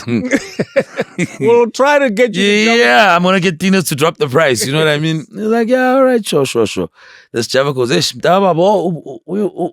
imoto yenu yashesha la ngithi tumajini flop say man I'm ngihlushwa imoto. I'm like, yeah, I'll tell you which car, but keep going. Iphi imoto. Athi ngifuna ungibhekele le Christine. I was like, no. I knew you would say that. When he spoke of it, I was like, no. I don't know what. I was like, that I can't help you with. That is your territory. That's his car, man. Yeah, I know he loves it. You know, I learned how to drive in a Crescida. Wow, My dad used to have a JLI 6, stroke 6. Beautiful car. Too beautiful. Yes. Too beautiful. It's just old. Yeah, and it's not the classic old that I'm dealing with. You know what I mean? Like, I would rather buy a Volkswagen Beetle instead of a Cressida. A Cressida, yeah. You know what I mean? I'd rather. But let's be honest, with Java, it's completely on brand. It's on brand, and I guess in the taxi world, it's such a big thing. Like whether you are part of it or not, but if you grew up close to that taxi thing, I'm when I was in Mamelodi in a VW. Yeah, and I'm one. I was telling someone, even if I'd find a kushesh for like 20K, I'm good, bro. I don't want it. It's not a part of my list. It's a car I see and I go, that's nice. Autiam, mommy, you say little about her. Mommy for me has always been mommy. Yeah. What is that? Loving, caring mommy. We've always been close with mommy.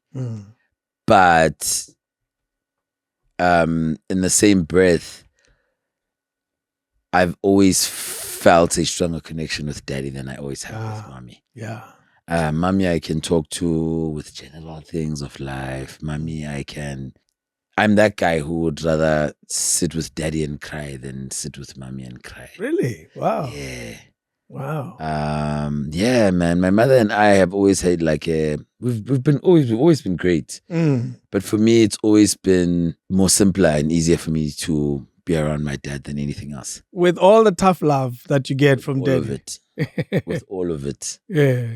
Yeah, mommy, and we're great, man. You know, like I love moms, but it's just like this works a lot easier. Yeah, there's not much I can put on the table as much as I would about like with my dad, with my mom. Yeah. You know what I mean? And that's why I say she was mommy. And consistently there. Consistently. Yeah. Mommy has always been there to pick me up when I fall. Mommy's always been there to sometimes say, hey, you're being too hard on the child. Yes. Mommy's always been mommy. And daddy's been so many other things other than just daddy. You know what I mean? There's interesting value in fatherhood, which you're describing so clearly now. It's like Dave. Sorry to interject. There. Let me give you just an example. It's like when I'm losing, like on a business or something, if I go to mommy's going to know. Oh my God, let's find a plan. Oh Musa, how are we gonna do this? Oh my God. And then I go to daddy, and then daddy goes, you're all right. Calm down. Like, but dad is like, I said, calm down. Yeah. And I'm like, but dad, if I don't do this, he's like, yeah, that's all you're gonna do is just lose out on this opportunity. Do you want to go look for another one? That's it. Do you want to fix this? Do you want to look for something else? That's tough love. What do you want to do? Some kids will go to mommy. They enjoy the and then I go, but dad, like if I don't, he's like, yeah, tough, bruh.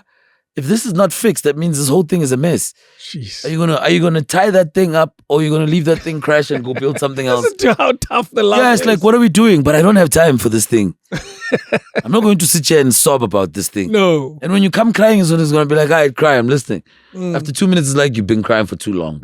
Let's move now. Now we need to move now. Jeez. Now we need to move now. I dig daddy. And you know what I mean? So like for me, it became such a norm because out of all my brothers, I'm the one guy that chilled with my dad the most. Yeah. And my two other brothers, they are mommy's call. Okay. You know what I mean? Like both my brothers, I know this for a fact. When something is not making sense, they will go to mommy and mommy will tell them it's going to be okay. Do you see the difference in, obviously there should be, the difference between getting from this side or this side? Yeah, I do. Mention one easy one without exposing your brothers too much. I mean, it's a character thing. Yeah, of course. It becomes even the how we all do business. It's different. Yeah. The energy and the drive to do things is not the same. It's not the same. With daddy, there's a speed. Daddy doesn't have time, bro. My dad, when you say tomorrow's a holiday, is like, yeah, that gives me enough time to start something else. Well, others are resting. Yeah, if that what I'm supposed to go deliver tomorrow is closed, I'll use this time tomorrow to figure out something new. Wow, man. But we're not chilling. I want your dad, dog. A lot of people, like, you know, like I'm not the only one. I need to, like, if I can find someone to chill with my dad and get him to write, like how he perceives life. It's probably the best thing ever. I think Shakes, we should talk about I like the idea of an episode called Musa's Dad. Yeah. Yeah, and just have that guy chilling there. Then I leave it up to you. You guys will have a blast. I'll tell you, the funniest person also you've ever met. He's got stories for days. And he's funny as hell as he tells those stories. Wow. So I remember the other day, my son calls me. He's like, yo, so now I must quit football. I'm like, why? And it's like, hey, I'll talk to you later. He hangs up. My dad calls me an hour later. I'm like, what's going on? He's like, hey, I went with this lady there to watch him play football. I'm like, yeah? Like, no, this man can't be doing this thing. I'm like, why? He's like, he's terrible. That's your dad. Yeah, I'm like, he's like, yeah, and I told him. So that's why my son was a bit confused. Because this nigga was like, no, bro, this thing is not going to work. You can't play football. You're wasting your time. Don't waste, my dad is that guy. Don't waste my time. I won't waste your time. Let's not waste time. You said you wanted to play football, right? Here's a point. How did he end up going to watch him? Probably your son regrets calling him to the probably game. that day was like, damn, I should have left this guy. But unfortunately, what he doesn't understand, if I was there, it was exactly going to be the same thing. Yes, Because I'm like, nah, man, don't do this. Let's not waste each other's time. I'm not buying you soccer boots and no. Yeah, and other people go, you are discouraging the child. You are, dude, do you know how much time you're about to waste on something that does not work? And you know when it comes out to you wasted 4, 5, 10 years. Dude, changing schools. Now your child is a school of excellence. Even the teachers that don't know what to say to you anymore. They keep saying, yeah, man, you know. Like, how come he's never in the field? This week, there was like too many players. Just ask the PT teacher. I don't know what's going on. Because now you're putting them in a position they have to explain that he sucks. That this kid can't play. Jeez, when you can't play something, you just can't play. He gets a medal for participation. Yeah, imagine. Wasting your child's life over nothing. Yes. Tell this thing to find something else to do. Wow, There's time and all these things in this life. We getting Musa's Dad.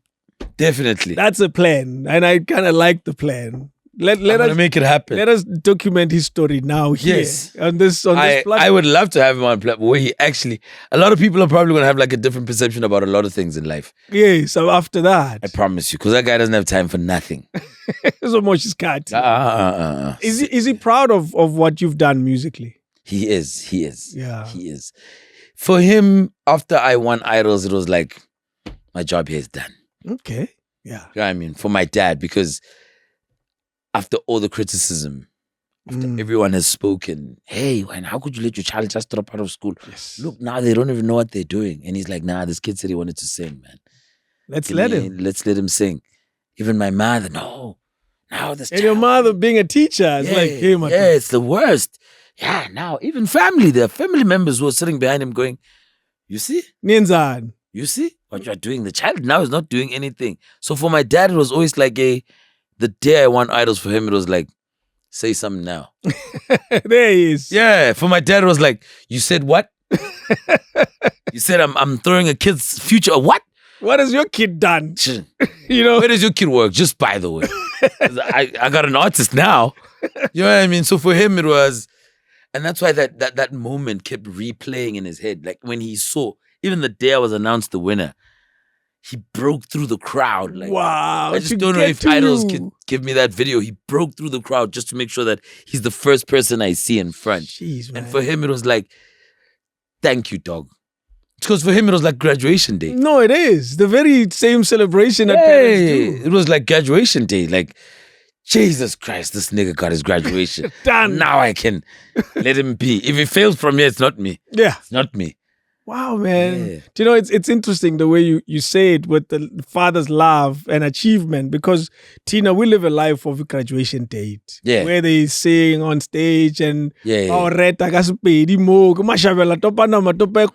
never had the privilege, unfortunately, but you get what I'm talking about. Yeah. So your dad doing that is incredible. Was the family all part of this big celebration? They all there. Yeah. Yeah, but Team Musa. one way.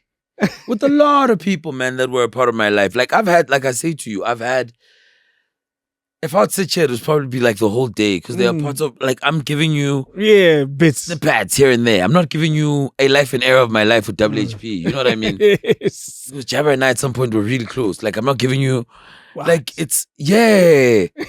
I didn't even know that. Yeah. Like, there's so many of my stories as a part of my life. First person to ever put me in studio in Joburg as a professional was DJ Cleo. Of all people. You know what I mean? I'm a part of his Kaleni, something. Somewhere in there, Yeah, there's a voice of yours. Kalens.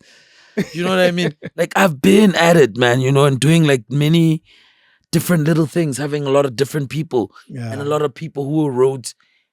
And then that's why I was so honored the day I sat down with Tsepo Tsula and he said to me, I'm giving you the honor of writing my name in your history book. Yeah. That's big. That's a big moment. I was like, yeah. He's acknowledging my book. Because he's seeing it by looking at it. And he said to me, I've done it all. Yeah. I've had over 68 collabos in my life, internationally and nationally. That was Tsepo Tsula at the time. Imagine that. And he says to me, I'm giving you an opportunity to write my name on your history story. book so that you have something else to continue with because your book is only at the beginning. I was like, yo, man. So every time I look at my history book, I keep going, oh man, now I've had to sit down with David Mashabe. Let's put it there. And people think I do these things for other people. I do it for me. I don't do it for them. Not true. I don't. When I'm sitting like this with David Mashapel, I'm giving someone else at home a chance to write my name on their history books. That's it. Yeah. You know what I mean? While I'm writing mine, let's all write and move forward. Yeah. Wow, man. You know, documenting history is a passion of mine, and that's why I do this. That's really the reason I do this. There's a moment in your life that has to do with dating your teacher's child. Do you know a story like that? A teacher that loved you, or a principal or something. It's a school owner. Who told you these things? Look at how he's like, who told you this? Tell me about it. No, I'm not telling. Wait. How is this even in public? No, man. Who have you been talking to? You tell a lot of stories to a lot of people you don't realize. I love telling stories. That's the thing. Who have you been talking to? No, I called a few friends that I'll be sitting with Musa today. And I said, ask this question and see if he answers it. Apparently, this is how they tell the story, that you were a favorite at school. And you've already said that. Yes. You're a mascot. Yes. They would take you everywhere. Yes. That's how they start telling the story. But you messed it up when you dated this kid. If that's the story. It was that. So I don't know if you remember Umkajwa. No? He was a guy who owned Surf Reps Academy. Yes. He was an Nelspruit guy. Okay, Someone got into trouble, blah, blah, blah, with punishing children, blah, blah, blah, that guy. So me and that guy favored me. Yes. Because of, I'm a mascot. You're taken everywhere. Until this dude takes me to his house. Okay. I get there, I'm like, what is this? The daughter. Yes. So I see her, she sees me. She acknowledges this is the mascot of the school. So I've already got like a bit of credit. Of course. You know what I mean? Like you're starting with 10 points ahead. I'm nice. So I'm like, hey. She's like, hey. You know? Like everything was fine until I heard her say, hey. And then this guy finds out like months later that this is the reason why this girl now wants to visit the school every now and again. It's the hey. The hey started the problem. That guy was like, you know what? No mascot, nothing. We're not doing, just cut.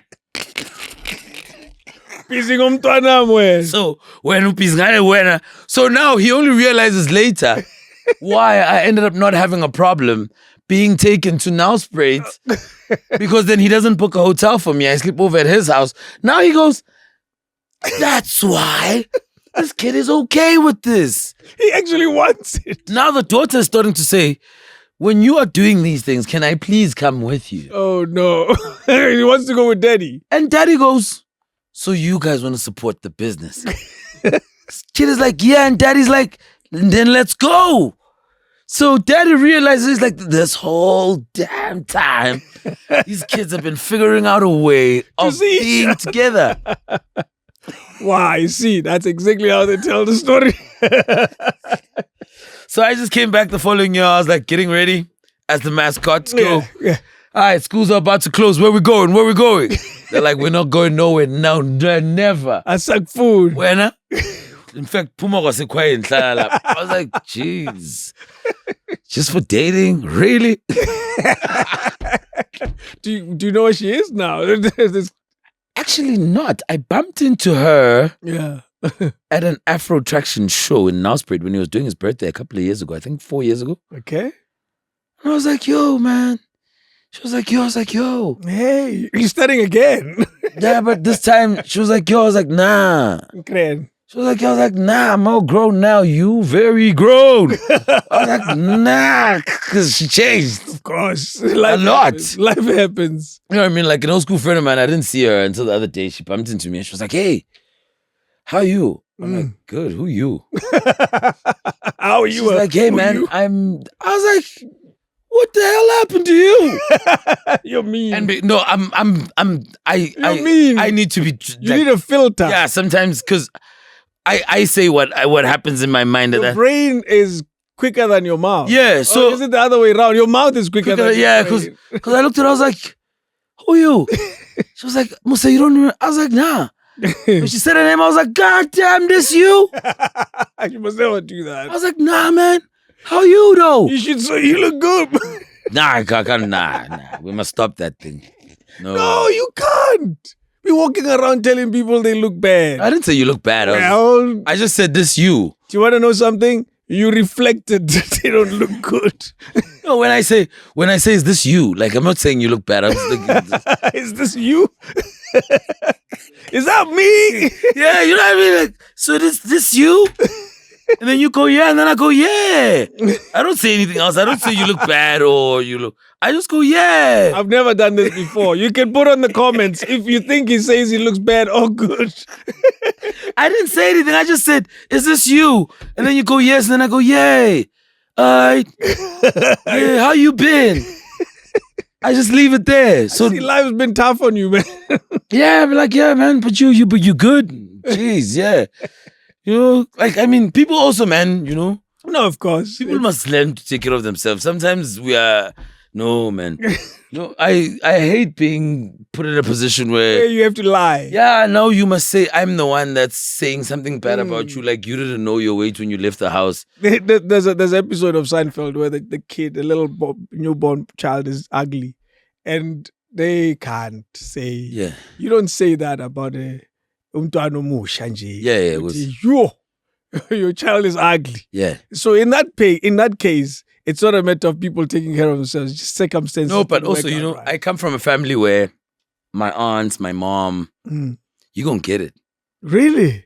Like, they'll tell you. Yeah, like my other cousin had like a child. Like, so this child was very dark. She was very, like, yours was dark. And Musha. Yeah. Brand new. She was like 3 months, but yours was dark. So we're chilling. So everyone in the house is like, she's just sitting in like a cot, you know? Like everyone's just, the baby, you know, because you're only allowed to see the baby after 3 months. Yeah. So no one's not saying that. My mother goes, hey,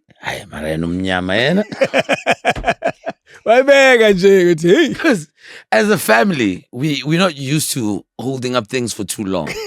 We'll say it. Like at some point, someone's going to say that thing. You better best believe.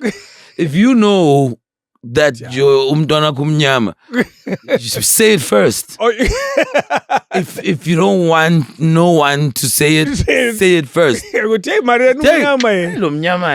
then everyone just, you know, everyone's going to be like, all right, he knows.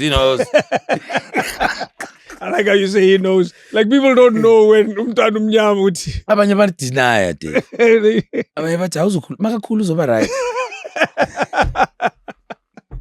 Let's go back to the chat, my man. Working with Robbie Malinga. Yes. Was it as great as a lot of people say this? Mm-hmm. What type of music writer is he? Robbie writes the way he speaks. Okay, explain. Literally. Like imagine, think of Bengi Wrong. Yeah, the way. Yeah. Do you hear that verse? It's not something you would write. No. No other artist would have written that thing. Besibukeli pola ama drinks. Mangiti papa.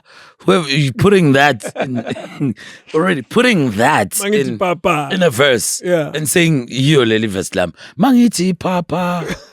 Yo baby segusile. Gise trouble. That's how he writes. That's exactly how Robbie. Even if you listen to the song he did with Ukele, oh baby, please, smile. That's it. There's a part where he's singing his verse. Atendi zolo loku pengihleli no malume. It's Sikhuluma ngendaba zelobolo. You see that is, and that's how Robbie sold music. Jeez. That's how it sounds easy when you explain it, but that's the art of art of what Robbie was doing. Yeah. And that came merely because of his Kwaito influence. And he took the Kwaito writing and he was like, I'm not going to overwork myself. I'm just going to do and take that and use the same template and keep going. And it worked, eh? It was a joy, but I've never seen Robbie record. Okay. I don't think anyone has. Whose voice is it? It is him. That's why I'm asking. But he chases people out of the studio. Really? All the time. Even when I was recording him, Tandy, I had to leave. Do you know why? He doesn't want people to see him record. He says he makes too many mistakes. Oh. He was very honest about it. He was like, I can't really sing. Yeah, So my recording process takes a long time. And the fact that you record the way that you do is really going to make my life quite hard. So you're going to have to go. How do you record? Is it a simplified process? I'm quick. Yeah. When I record, I'm like always on the mark. I shoot. Jeez. I just like I'm really quick. So he already saw that. Yeah, he already knew. He was like, no. And I'm like that person. Like usually I'm not going to do a take unless I'm really confident with it. So I stand outside the booth and sing until I'm comfortable. When I'm comfortable, I go into the booth. I'm like, play that thing. When I record, I want to leave the booth because I'm afraid of the booth. Why? That's every unusual. Artist is. It's a very scary place. Really? Yeah. What? What is it about? There's something that makes you more nervous about the booth than the stage. Yeah. No. Well, way. Also depending on how you see yourself. I don't like auto-tunes. I don't want auto-tunes in studio. I don't want any form of effect except like reverb, nyana. Just to give it here and there. Yeah. So every time I record, I'm forced to make sure that I clap the note at that specific time. So you don't have to feel like you're inferior in your head. Yeah. Yeah. So that when I imagine myself performing the song already, Jeez. What happens if I have to perform the song if I can't crack this note now? Imagine on stage. Exactly. So I make sure I finish that note then. Is it a lot of pressure? That getting the music right? Yeah. It is. It's a constant thing. It is. But best way to describe it, that world of music is exactly like a relationship. But akusho ukuthi angengixabane. And akusho ukuthi you won't have the type of problems that'll make you fight. Yeah. A lot. Like a lot. You want to leave. Hey, usemjolweni. Usemjolweni. Oh, well, tell it. As out awakajoli until upheke ibag uphumele ngaphandle bese ubuye ubeke phansi.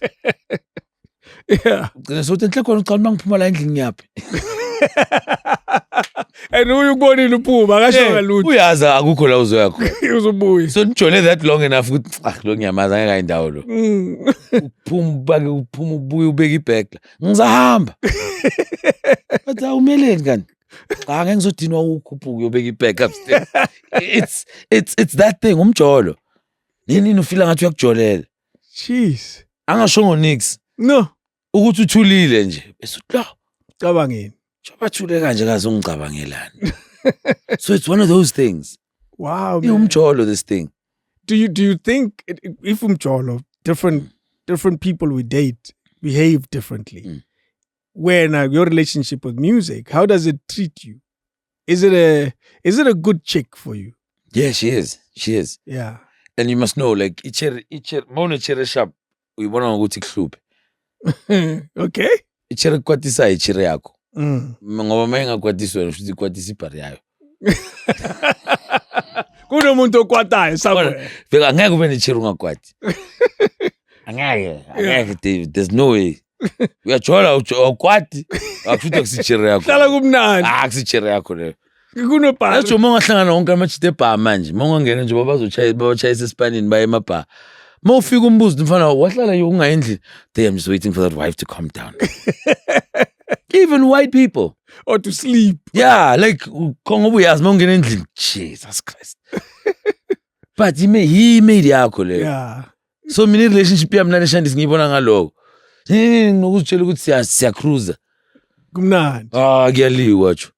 I-honeymoon stage yethu bhekuyile ama-idols nabo mthandi. Masuka lapho saya ku-reality ke. Saya emjolweni straight. La sengibonisa khona lento ukuthi nini nayiphendula ifoni. Yes, so your relationship is tough. Today, because what in a relationship, you realize love every day. Yeah. Every day. How is it today as we speak? Today, we are happy. It's What makes it happy? We're at an anniversary phase. Wow. We It's that week. Yeah, it's that week. Last week khona emuva. Sakhumbula ukuthi konje besijatshuliswa yini, you know, like Wow. we are at that place now. We're at that place now. Yeah, like kumnandi nasendlini kwenzeka into ezintsha, you know. Yeah, ileyo phase. What makes it like that right now with the music for you? Sifike la, we got to a point where we both understand each other. Me and the music. But the issue was me understanding it more than it was understanding me. Because it was always like, I'm just waiting for you to calm down. Upeasy, man. Yes. You know, so I think we got to a place where the relationship is fully mutual. I'm understanding. Because sometimes people think their problem is with the people that they're fighting, when the problem is you've never really dated yourself, so you don't know how difficult you are. No. I've asked that question on the radio: would you date yourself? A lot of people say yes, but you realize that they're not applying their mind. They're not opening up the conversation to as far as dating I'm yourself. hoping they will open it. Yeah, like it would be so great for people to actually sit down and go, who am I in a relationship? Would you date yourself? Me? Now I would. But there was a time when... Nah. And probably at that time I would have said to you I would. And that would have been a wrong time. That would have been a lie. Right now, I would. Yeah. Right now, there are relationships that I've had in my life where today I sit and I look back and I go, truthfully, I fucked that up. That's you. Yeah. Like now I can go. No, true. Yeah, I'm like, I really messed that thing up. Eish. I could have approached this thing like this. It probably would have ended up like that. That one, I just needed something to fall back on, but I messed up that thing. Do you have a lot of regrets? No. If any at all? No. What makes you not to see the world that way?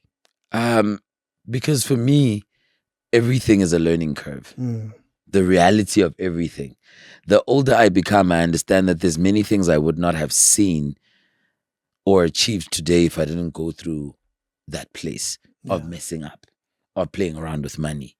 My decisions would probably still be the same of dating many girls at once and trying to figure out thinking something. that you could. Yeah, and then you realize that this is just a waste of time. Mm. You know what I mean? Of drinking till there's non-stop.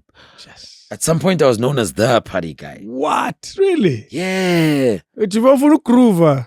Mina manje, Dave, mangakshayela ipati angeke ubelieve. Shaya ipati ngiyayishaya ke. Gets crazy. Too much. Justice. And I was that guy. And I look back today and I go, geez, and now I'm starting a restaurant. Imagine how well equipped I am for gathering people. You know how to. So if I did not become that guy, this part of my life would not be understandable. Yeah. You know what I mean? Like, even the many mistakes that I've made in my life, I'm grateful for. All of them. All of them. Of the lessons in them, eh? All of them. That's amazing. As in, like, there's not one that I can say, ish, I wish this mistake I didn't have to do. No, all of them. Do you find people are afraid to do things because of, one, the fear of the unknown? Yeah. Two, the fear of the possible mistakes. Because some people, one mistake is to complete destruction. Yeah. Yes. What do you say to that? Because I realize, well, for me, the older I get, I calculate a lot more than I used to. Yeah. I would pause longer at a stop sign, so to speak, Yeah. and look twice, 3 times. In the past, I would say, good clear. Yeah, but because now, Dave, you've driven there and you've seen someone else become in an accident there, or you've almost been in an accident in that stop sign. That's now, true. Therefore, you are able to be more cautious about it. But for a lot of people, it's always, I don't want to be seen like this. I don't want to make such mistakes. Therefore, I'm not going to allow my kids to do this. Hey, this, I'm not going to do this. This, I'm not going to do this. It's trying to put a directive to your book of something that you don't even own. Because you don't own the life already. It hasn't happened. No, why are you... Saban. Yeah, like, what's going on? Like, what if for you doing something that scares you is one of the best decisions you've ever made in your life? So I unfortunately was that kind of kid. Let me do it, I'll see. And you were lucky to have a dad that said, yeah, hey, tell her what you must, chief. You know what I mean? And growing up, it that's why I say I don't have any regrets. I don't. There's many things I've done. I've stolen money from my dad's business. Don't know what I did with that money. At some point, I almost got my parents' house repossessed because they were giving me money to pay for the house, and I was chowing that money. You know what I mean, David? Like, it's things. Absolute distraction. Yeah, like, but I sit down today and I go, jeez. And they stayed by your side. They're here today. Yeah. Today I'm paying for everything. You listen to that. It's like, oh, okay. Now I can sit back and look at my child and go, and I never speak to my son and I go, don't do this. If you do this, that's the result. You're lying. You don't know. My dad thought he knew. That was not the result. You don't know something until you do it. And the saddest thing about experience, I can't pass it on. No. It ends here. Now, yeah, whatever it is that I've you can just tell the story, and that's as good as it ends there. Yeah. So there's nothing else I can do about it, and I'm not regretful of anything. I've stayed with a lot of women in my life. Has that worked? Because me and I saba that day. I can think saba. Oh, that's the difference. Yeah. I say I can think saba. Yeah. Because I'm not afraid to start over. My biggest strength is that I don't have an issue with starting over. So, mina yakhumula ngifaka Elisha manje. Sikhahlela manje siqhubeke. Mangihlulile le nto ngiyalikhipha lela boots. We ngihamba ngeenyawo. Yeah, ngihamba ngeenyawo uzovela elinye lapha phambili. Ngicela kodwa that's just life, unfortunately. You don't know where we're going. Yeah. We don't know how we're going to get there. We don't know when we're going to get there. It's just us walking a journey. Jeez, man, this is how old are you now? I'm 35 now. Yeah. Do you have wisdom? Ngiyancela futhi leya wisdom. And I think that's why I'm saying a lot of things happened in my life at such an early age that life itself just taught me so much, and it allows me to just go, what else do you want to do? True. I understand the true meaning of life as an oyster. Yeah. Yeah. Let's see it. Yeah, dude. And you know, like I always say to people, like when God promised us life and love, He didn't say anything about no rain. And other things. Yeah, and He kept showing us that everything, in order for something to grow, it needs rain. Yeah. It needs sunshine. That's it. It needs the winter. It's very important. To even the plants. Doesn't mean when they're not growing in winter, it's not good for them. It's good because that's the time. It's hibernation process. That's it. Just like a human being, you must hibernate sometimes. And come back better. Yeah. You know what I mean? Sometimes you must be in the sun. Sometimes you must stay out of the sun. Sometimes you need water. That's why the seasons don't choose a place. There's four in every world. In every part of the world. In every single part of this world, there's 4 seasons. There's 4 seasons. So as a human being, what makes you think yours is just going to be sunshine? Yeah. Even everything you start, friendships, business, doesn't mean because your business is doing well, you can now supposedly think winter is not coming. It's coming, chief. And be ready. Yes, that's why even the Bible, when the Bible reference, it says, "Bega entutwaneni vilandini." You lazy one. You lazy one. Look at the ants. And the ants teach you so much if you're looking at them. I watch these things like randomly. Ants are very amazing. Because they know the weather. Way before we do. Yeah, you don't see ants when it's raining. They stay inside. When they come out, they're not coming out to come see people. They're coming out to collect food to take home. to go and save. Yes. Yes. The Why? habit of saving. It's exactly the same dynamic as human beings. Yeah. You should have your own podcast. Listen to this guy. No. We spoke about it briefly. Yeah, we spoke about it briefly. Yeah, you should have your own podcast. Yeah, It's not a joke. I'd love to. You have a lot to say. Yeah, Yeah, it's just to be very frank, it's a tedious exercise. Yeah. You have a podcast. yeah, Umsebenzi. yeah. Exactly. It's I find it easy because a lot of the things found me saying read. Yeah, Because I was Definitely. doing other things. yeah. And it's like, hey, let's try this thing. Yeah. And it's easy to set it up, but it requires, you're an incredible conversationalist. Ah, thank you, man. Yeah, you have a lot to say, and I don't know if anyone has told you you're funny. Nah, man. It's just that I think I figure and for me, I don't consider it funny. Yeah. Because sometimes I'm trying to really break a point across. It's just I have so many weird things that I can bring to the table in order for me to say something. You know what I mean? Yes. And I think that's the only. No, it works. You have a comedic timing, Yeah. and it's a skill. As we said earlier, that some people don't have it. The one person who said that was Louis Sokol. We were at DSTV, the offices. I don't know what I was shooting, and he was shooting the same thing with me, like these sports shows. So we're chilling at the holding cell. So he had his headphones on. Okay. So I'm telling a story. I think I was telling Ntsiga and Robbie a story. So as I'm busy telling them the story, he's just seeing them laugh, but he couldn't hear. Oh, yeah. Switches off whatever he was listening to, but leaves the headphones on so that I don't realize he's listening. So I keep going. Towards the end, he just takes off the headphones like, I can't do this anymore. He's cracking. I'm like, why are you laughing? I can't pretend it. Yeah. I'm like, why are you laughing? He's like, you're the best storyteller I've ever heard in my life, bruh. You see, you're able to do that. And it's an art that I work on every day when I do radio. It's not easy. Yeah. It's not easy at all. Why R&B? I love love. I love the language of love. I love the color that R&B brings. Wow.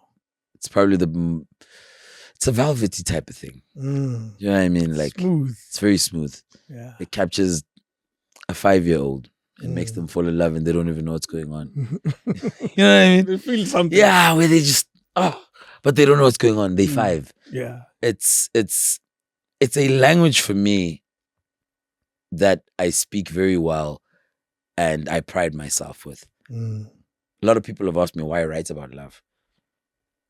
I saw the best Romeo and Juliet growing up. That was my mother and my dad. Wow. I have no other reason not to understand what love is about. Do you still use their references sometimes in Most your of the time. Yeah. Most of the time. Wow. Most of the time. So when you write, the energy comes from home. Yeah, definitely. And also, I've got friends, man, who have been in great relationships. Like I always hear people, hey, Pandemic. sometimes it's the structure. Sometimes it's how you deliver these things. Sometimes it's how you guys respect and carry one another. It's got nothing to do with the actual mujolo. But because you want to fall into conversations, you know what people need to understand? The minute you say you are marrying or dating someone, things are going to change in your life. This thing is going to be a pandemic because you still want to be at Gonka. You still that thing. There's no way that thing won't be a pandemic. Yeah, usafuna.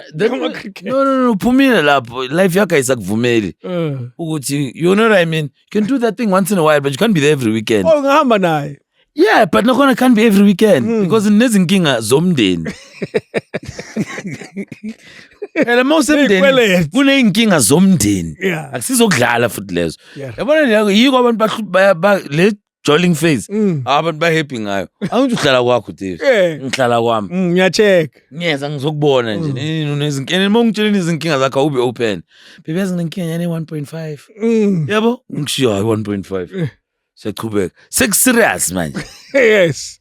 Le 1.5 yenu need to. Yeah, manje sesila eroshini manje. Nasi school fees la. When are you getting married? Soon. Soon. Yeah. Okay. Soon. So you're happy with her? Yeah. She's happy with you? Well, I hope so. Has she told you? Has she told you she's happy with you? Yeah, she did. Yeah. Soon enough. Is she aware? Is the family aware? Yeah. I hope they won't find out here. No. Everyone's aware. Yeah. Everyone's aware. The people involved, they're aware. Have you done the Mahadi thing? I'm going there. Jeez. Soon. Very soon. Hey, Ndod, are you mentally ready for it? Yeah. With everything I've been through, and I'm not saying this is gonna be because of my experience, therefore this is gonna be easy. No. But with everything I've been through, I think I'm mentally ready for that battle. Yeah. You're prepped. I'm prepped. Yeah. Yes, there's things that will surprise me along the way, but I'm good enough for this fight. Well, what type of preparation do you think one needs? Because not everybody will go through the type of life you've gone through. But what type of preparation kind of builds you nice armor to be ready for what you this new journey? It starts with loving you first and dating you and seeing where's my weakness? Where do I go wrong in a conversation? How many times have I messed up in a conversation? And that's why sometimes I can sit and go, that relationship and that one, that was me. And that one, it's not that she was the one that was wrong. If I had approached this from this perspective, and it's also being honest with yourself and stop thinking you are right. All the time. All the time. That's the problem with a lot of people in a relationship. No one wants to say, and a lot of people say I'm sorry because they want to say, me, if I'm not sorry, I'm not sorry. And I don't say I'm sorry. Yeah, I don't. Yeah. If I'm sorry, I'm sorry. And are you the type, and like you say it, because there's some men don't apologize. No, I apologize. Yeah. Cleanly, I apologize. And there's no way I don't know. And there's no way I do not want to apologize. The only time I don't apologize when I know it's not me. This is not me. You're not going to say sorry to make peace. No. I used to. Okay. I used to. Did it work for you? Because sometimes you need a peaceful... It works, but to a certain degree it does not work because you then become unhappy at some point. Because it reaches a point where you genuinely now are unhappy, but you still can't say it because you've been saying, I'm sorry. Even when... Yeah. That is a tricky one. Yeah, it's very tricky. Interesting. I was saying this to Sheikh, say that at the heart of our unhappiness, you find compromises. A lot. Yeah, when you dig through it, you find... A lot of these men who are speaking of they're depressed, and they're married and they're depressed, it comes from there. 90% of them comes from there. Because 80% of the time when you're sitting inside of the house and you say something, and if your wife does not agree, you must apologize. And you know you're right. You know very well. And sometimes you apologize for something that makes you unhappy just for the fact that you brought it to the table. Because you went, babe, this thing and this thing. Yeah, this thing ain't party sharp. Yeah, because oh, so this is what you're gonna bring to this house. Oh, you're like, yo, man, I was just briefly saying, listen to this that. is something we could talk about. Yes. No, I told you yesterday we are not having this conversation. I'm sorry. That moment, is an important what moment. Don't understand is that moment breaks you for a very long time. When we were. Yeah, because mostly you're like, what the hell, man? Jeez. So is this now my life? And it emasculates you as well. A lot. Yeah. A lot. That's why a lot of dudes are actually angry. But other things, and they express it elsewhere. Yeah, because man, you're so show lento le one.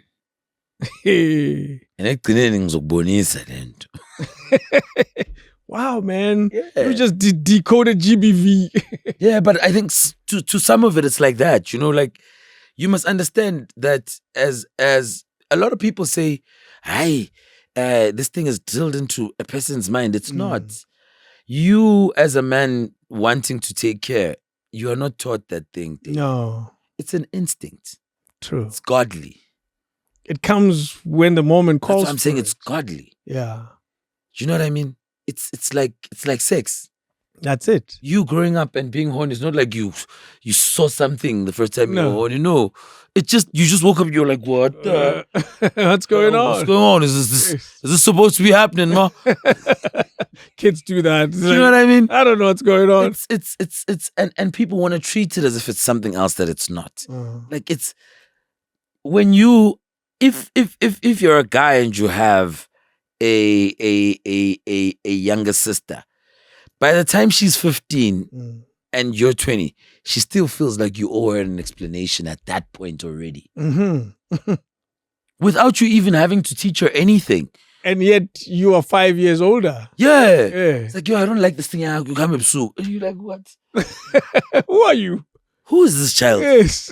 But unfortunately, because she's your sister, and because as men, we are always taught at a very young age to say, no. You go, okay. Yeah. Well, it's my sister. I guess this is what it is. Yeah. And the conversation is not really true. For people to sit down and go, how do we get to a point where you say a wife must cook? I didn't say a wife must cook. Her nature says that. Yeah. It is not me that makes her feel awkward about not knowing how to cook.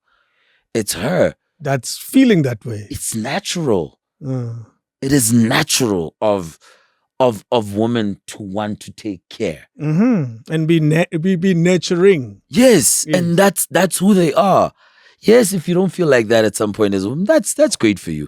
I'm speaking for those that actually feel it naturally. That even as a young girl, Maktua, there's a trip as a school in. There's always those girls who are going, no, you're always like, who appointed you? The team lead. Yeah, you're always like, no, before she even is a team leader, she just does it. You see her working, you're like, who the hell said you are going to tell us what to do? And then the teacher goes, you will listen. Because she's telling you the right thing. Oh, yeah. But that's what it is. That's how we all grow up. Yeah. I grew up in a household where it's just machimbos. And you can tell when we are chilling like this, that this house, my mother is the only girl there. That's why she's so happy about her grandchildren and everything else, because there's girls mixed up. She's like, oh, finally. You know what I mean? But the whole time, she just knew that, impila machimbos. And that's why sometimes with my mother, when you come to her running as a young girl, oh, yes, I'm Musa. It's like, yo, bro. You better man up. Yeah, you're going to have to buy a new skin. You tighten up. In this house, you tighten up. Because she had to. Yeah. And then you see guys who grew up with girls. Even their conversations are different. You know what I mean? Like, it's such an instinctive thing that people must actually allow it to be as real as it can be. Wow. Like, this will be quite insightful for a lot of people. Yeah. Yeah. It's real, man. It's real. Like, a lot of relationships are messed up because no one wants to understand the truth about a lot of things. Specifically about themselves as well. Exactly. Yeah. Dave, a man will always be a man. The fact that people can sit around and complain, and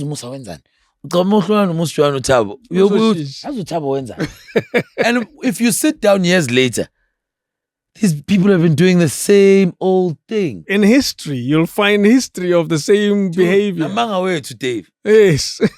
Ayafana. Mina ngihlanjela abantu ukuthi amantombazane ukuthi abafana si stupid jo. Actually, I life in. I always say this. I've said it on radio. Childish. I said I wouldn't marry a guy. We are the dumbest. That's why sometimes I wouldn't be able to be gay. I know niggas are dumb. I'd never. You see what I mean? I would never.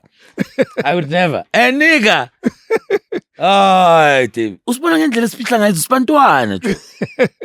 asked this question. I said, do women have magical powers to always find out things about us? Like, if you're dating, a woman will suddenly tell you, and it's not powers. I can break it down for you today. Please go ahead. I will tell you what causes that. Tell me. Because, Dave, we do things we forget. Women do things they don't forget. Women don't even forget moments. No. The first time you had sex with that woman, she saw your energy. She saw your behavior. Even when you walked out of the room, how different you were that day. She's been having sex with you for quite a while. She knows your behavior after sex. You don't pay attention to her behavior after sex. No. So therefore, when you are coming home after cheating, your attitude is what gives you away. Yeah. Not the shower. No. No, leave the shower. Not the smell. No, leave that smell. Yeah. Your bounce. It's changing. Dave, I'm going to show you this thing as a young boy. Thina abafana endlela besidom ngayo. Masikhula mokuqitha ifinga lechiri. Bulu emachiteni. You understand? He's you know what I mean? So imagine when you're older, you haven't lost that thing. You just do it differently. Yeah, you're not doing this. So bese kubone kasi ukuthi ubuye ushaya ku backroom yakho uzibani uvela kanye ngewalk. Unepower. Man kude man uDavid. Uzwa ngehlotman lakhe idona sani ngoba soyachama ungazongijwayela kaphi. Nebi na ukubona after a while yena kodwa but email yakho same time. Kuthi Mawungena uThezlo. Kasho kaze ubuye olala nobani. And wena ngcono yakho uthi angishawile clean lento.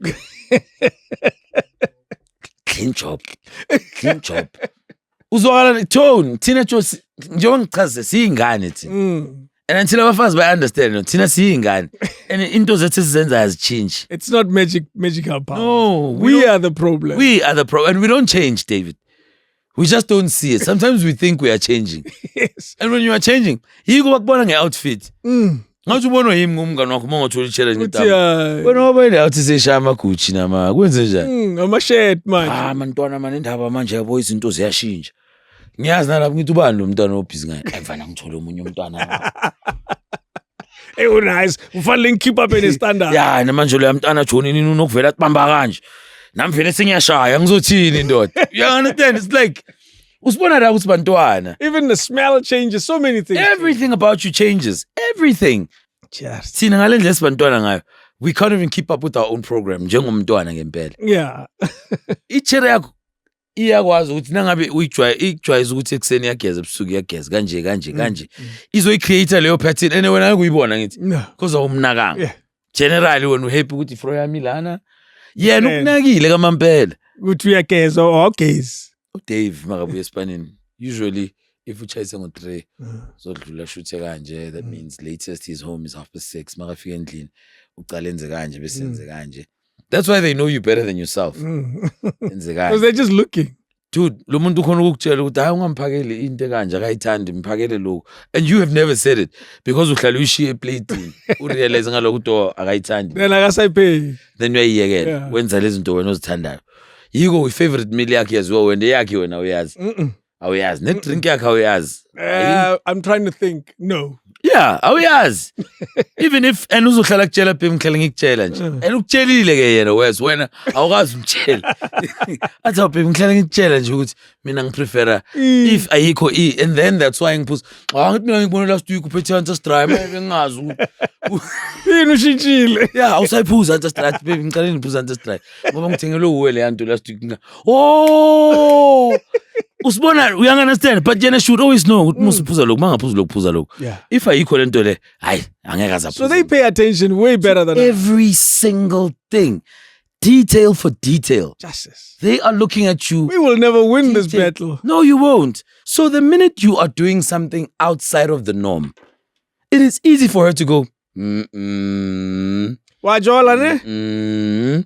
Hey, since waqala ukushada naye, phone yakhe ihleli kanje nje. Hlala la. Suddenly, all of a sudden phone yakho seyibheka phansi. You know, awusafuna abantu badlale ngefone yakho. Yabo isino suppose guy phone isidlala igame. Umuntu ngifuna ukudlala igame, umuntu kumele akuthengele ifone wena. Into ezoyenza umuntu ngoba ngakuzolo uphatha phone yami lokhu ipressa la endlini. Hawu.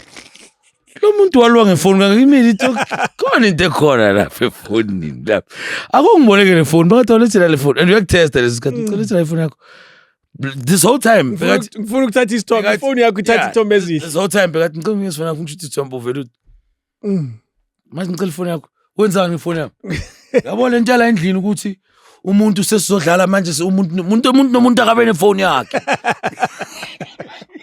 wala nje seyendlini even yakhe stock awubheke lojaka la something other khona into efihlayo lapha so thina sibantwana nje kuphela justice ismedi masinga understand right ngelife ini eziyohlala ezihappy othina masinga understand phela ukuthi bantwana and sicala ukuziphatha njengabantwana sihloniphe izimedi zethu njengabantwana sizoba right ukwayibona ibhare banje ujola yeah ifana exactly nomntwana omthola abamba atshontsha ishukela wenza akazwakala uthini abathi wenzani mana ngithi enhle khona ufunani yeah athi ngibuza lokho wenzani la beba sambe ngcono sambe ngoba mina ngazi yabo ene nale cherry le mana enhle kubani lo you understand like you like eating la uthi le uthini Akazizwa If uthini. you were to play that video back, there's a what the hell? Mamela, yasimele usibone kuphi nasendlini.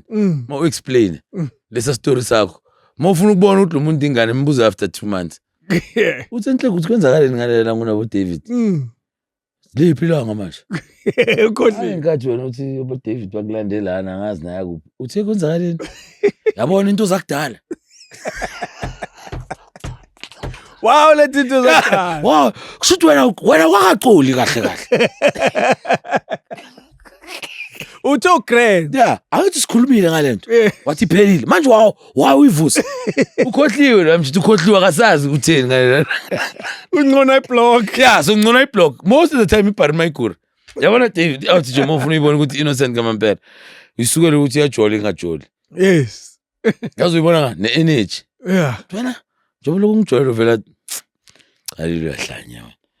Babhizi ngenye into elifini. Uyazi manje and uyazi ukuthi yabona lapho ke. Innocent. Hayi. Marmangathi. Mawuthi wena wathi uyajola ngijola nobani? Ungibonile? Stories khona la. Mawuzwa lama question ukuthi ungibonile? Wazi ufuna ukucheck ukuthi wazi into.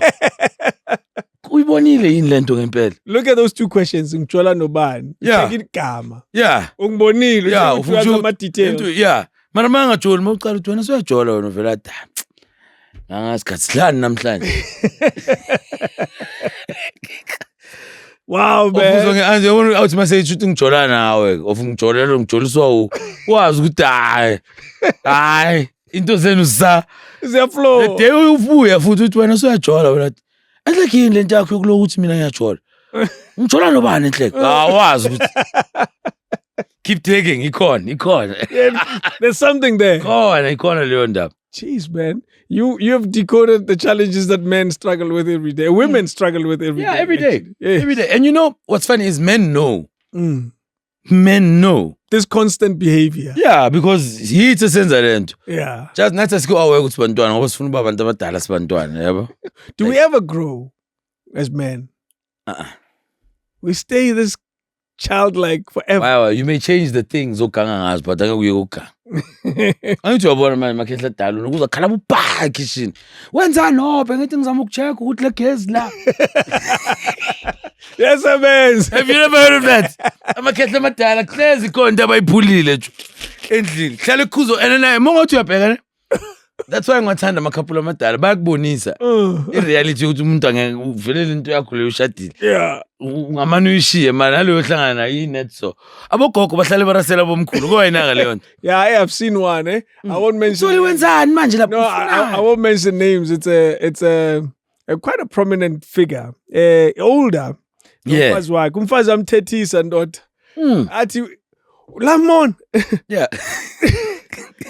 Man. Let's say igama lakhe Musa. Hey. Lo. Yeah. Yeah. Lemon. And man. And now we are born with yeah, and you know the sad thing about this old man, he's having a nice, pleasant conversation. Yeah. And he's quite a knowledgeable guy, quite an educated guy. He wants to impart knowledge to this youngster. Yeah. Umama, bebahamba sam. Wama loba. Yeah. Umama continued without realizing ukuthi umi. Yeah. And when she gets 10, 20 steps ahead, yeah, man. She turns back. Musa! Yeah, one. And Ramona, when now it's like, Jens is sharp. Hey. and to be honest with you, it's wrong. Yes. Yes. Why Uma Samba? Exactly. Police labafana batshele beze kuendlini. Why Uma? Ngithi and water mawusuka endlini wathi into engakuyenzeka ukuthi hlala isikhathi lapha edrobheni. Yabona. Funa sisheshe singene siphume. Manje So mile manje. No man mama indaba ukuthi. Jo, amathi size your border. Yeah. Mina I had the privilege like both my grandparents from both sides. I saw them both. So they lived fairly long enough. Yeah. I saw them both. And it was the funniest thing. You know what I mean? Like it was when you were watching these old people always shouting, this guy's never saying anything, but he's always in trouble.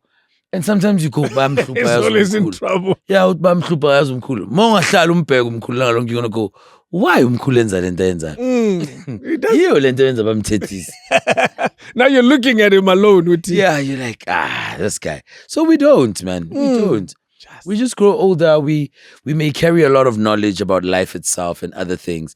But when it boils down to relationships in the true sense of it all, we don't grow old. We just become those guys. Why is it that women don't accept us for who we are then? Back in the days, they used to. Yeah. Back in the days, they used to. And I think, and I'm not trying to promote anything, but back in the days when Abu Mama, maybe no one explained it further. They were not saying ubegezelela noma yini, but you learn to be patient with this child. That's what it is. That's all it is. That's why I'm like, buyela kwakho. La ulala, buyela kwakho. Because ungayekela futhi le ngane isale yodwa lapha. Ngelinye ilanga uyovuka la uthi ubuyela lapha uthole sekugcwele la. Yabona, yes. Angithi uyazi le yanto ingane. Uyela uyoyinaka. Wenze sure ukuthi ubuya nayo iphile. Imagine how long it takes for a lot of men to sit and regret and go, I shouldn't have messed around with my wife. I shouldn't have done this. I shouldn't have. Bheka manje ingane zami, bheka manje this. Ingane zigcwele yonke indawo. Yeah, it's thina sithanda ukudlala. And we stay like that. Yeah, that's why when umshayela umfazi wakhe ngazitshela ukuthi ubhizi ngenye into kanti sihleli kanje la. Lokho simamela music siyabushaya ayikho into eyenzakalayo. Yeah, no. And then in the back of her mind, phela uyacabanga manje they're the only people abangamind ukuvula imoto, iboot, and ngithenga ngiyokhipha something. Sagcine sesimile 3 hours. Sikhuluma ngani Iyo lento Robbie yakhe makathi mangithi papa. Wow. And we have those incidences for real. Yes. As much ukuthi yo sicale kancane la. Thing is. Yeah, wadama baby manje Musa nje uthi after 5 minutes ngiyaphuma. I'm out. How? 3 hours late. Umusa lo akafoni. Mawufona baby. Innocently. Yes baby. Akusu David la uloko angiyeza. Sikhuluma ngemoto. It looks so useless. Yeah. And iqale kancane le nto siqale siphikisana ngebhola. Saphuma ku topic yebhola sesikhuluma ngenye into. Sesikhuluma ngezinto ezibhaya in one night. Mawuthi 12. Yes. It's the life of a Jimbos. We should do another one now, Tiam. Yes. You should do another podcast. Next time you bring your dad. Yeah. That's going to be very long. No, yeah. Here we do long format. Look at this one. It's 3 hours long and we have... Are we 3 hours in? Yeah. Jeez, guys. We're good. This is what we do. Yeah. And where's the music going for you? And where's South African music going for you? I'm in between that journey of where we're going, in terms of I like the direction that the piano guys are taking. I like where they are. And as we are in 2022, I see them evolving the sound themselves. At first, at some point, I used to listen to them, but this is very mediocre. Now, sometimes I listen to them like, this is the music. That's it, yeah. Now they're putting in chord progressions. Now they're creating music. They are. Now I'm like, I love where this thing is going, and I'm excited to see how further it goes. Yeah. From where it is now. I'm happy to see the hip hop boys are back because I'm a huge hip hop fan, very big, and I'm more of a South African hip hop fan than I am anything else. Yeah, so I'm happy to see where they're going. I'd like to see more of the jazz scene blow up also. There was a time. There was an era when it was where life was just about jazz. Yeah. You know what I mean? When Botembo Mkhize were still out there. About Andile and many. You know what I mean? There's so many. Now there's just Nduduzo and a few, let's put it in the horizon. You know what I mean? The Afropop space, I think it's becoming such an interesting space. And that's why I wanted to speak about it at the end. Like, I love the color, the diversity that is coming out of just Afropop. Because I don't look at Black Diamond and I feel like, hey, this is threatening for me. I look at it and I go, wow. This is cool. This is a different sound. This is like there's people like Abos Java who are coming up with like different concepts and ideas in the music industry. Yeah. There's Abom Ngobiazo who are bringing a new flavor and this new, and I think for me, that's why I keep looking at it and I go, how much more is coming? True. Do you feel there's a lot more coming? Yeah. You think I think there's a lot more coming if the focus is not moved by people thinking everyone has to do the same thing. True. You know what I mean? Like for me, like someone asked me, would you do a piano song? I was like, yeah, but not now. I don't want to do it now. Because everybody's doing it. Everybody would want they should try it. Yeah, I don't want to. Yeah. Hey dude, like I'm trying to fight for what I'm busy with. I'm trying to fight for Afropop to stay alive, not trying to make sure it's bigger than anything else. I want it to stay alive. And I want to have more people coming into because what people don't understand is there's a market for everything. In South Africa even. There's a market for everything and everywhere. I always tell people in South African music, the same guy who listens to a piano song on a Saturday night listens to Wilson B. Nkosi on the Sunday morning. On Metro Sunday morning. Yeah. The same guy who would listen to a gospel song. Yeah. When I DJ, I would play a gospel song and they would sing along. Yes. So, and this is the same person. Same person. Yes. Who knows how to do this? And they all are fighting to have these things dosed to them at a different time. That's it. So if there's nothing else for them to do, the whole world's gonna crash. Yeah. Let's do what we gotta do. You know what I mean? Like, and put ourselves. But I'm honestly very happy with where the music is right now and where the music is going. I'm excited for these young kids that are coming up. The other day, for the first time, I sat and I listened to Nomfundo's album. Very exciting. Yeah. You know what I mean? Weirdly enough, she reminds me of Uspoga's. Jeez, way back then. Yeah, she reminds me when the Ellis Pogas who wrote, what is that album? Oh, my man. So when I listen to her, she reminds me of that. You know what I mean? And then I look at that and I'm like, that means we're good, man. You know, there's people like Amifaku. Beautiful. You know what I mean? Dynamite. Beautiful. So I feel like we're good. We're safe. There's so much that's going to happen. And hey, man, for those that have been here for a while, none of them have really dropped the ball. Vusi's still in the game, still making music. Nati's still making music.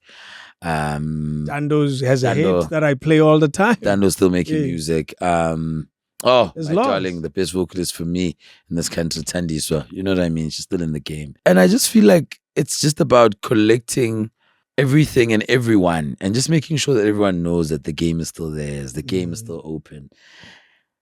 My only fear is that people are no longer just trying to make music. Everyone's looking for that number one song.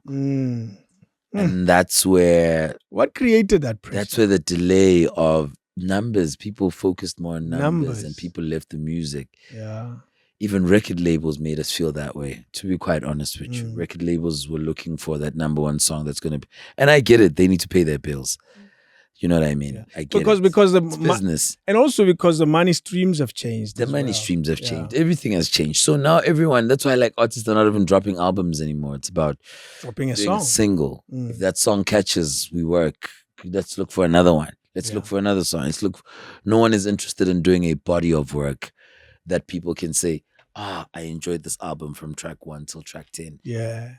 And my only fear is that part, that now people are not just making music. People are looking for that number one song. That's it. We need to go back to let's just make music. A body of music, eh? Yeah. And you feed the South African music community, as in the people who enjoy it. They're happy. You don't have to go gold the whole time. No. You don't have to have platinums always sitting under your belt. Sometimes you just need that one song that changes 5 people's lives and your life is good forever. It has achieved something. Yeah. And you don't even know. You know. More often than not. You don't even know because the people are forgetting that we are healers. That's Our biggest cause of being here is to heal souls, mend broken relationships, wipe people's tears. That's part of who we are. That's why we are used in celebrations, in sad times, in breakups, in everything. In yes, that's why we're there. Yeah. Our job is to mend things. So your job is not necessarily to give a hit. Your job is to make sure that everyone finds a place where they can go, oh man, I heard this song and my life changed. It made a difference. The stories I hear with the people that come to me and they say, oh dude, I was listening. And sometimes it's a song I just have in the album that I barely speak about. You know what I mean? Like probably don't even perform. Yeah, I don't even perform. And someone just goes, yo, there's that track, bro. Yeah.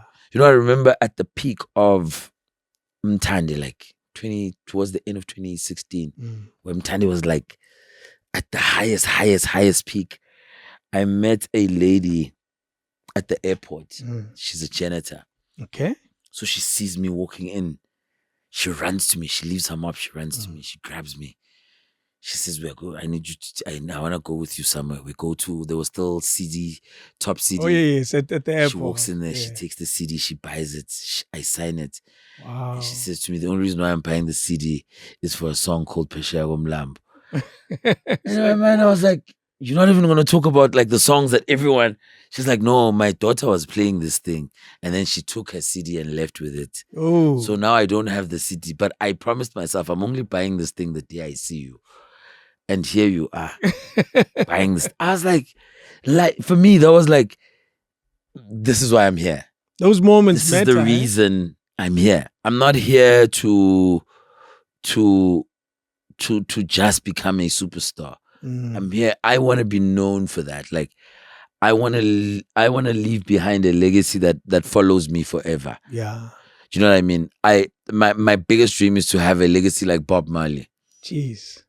Where years later, there's still songs you finding today.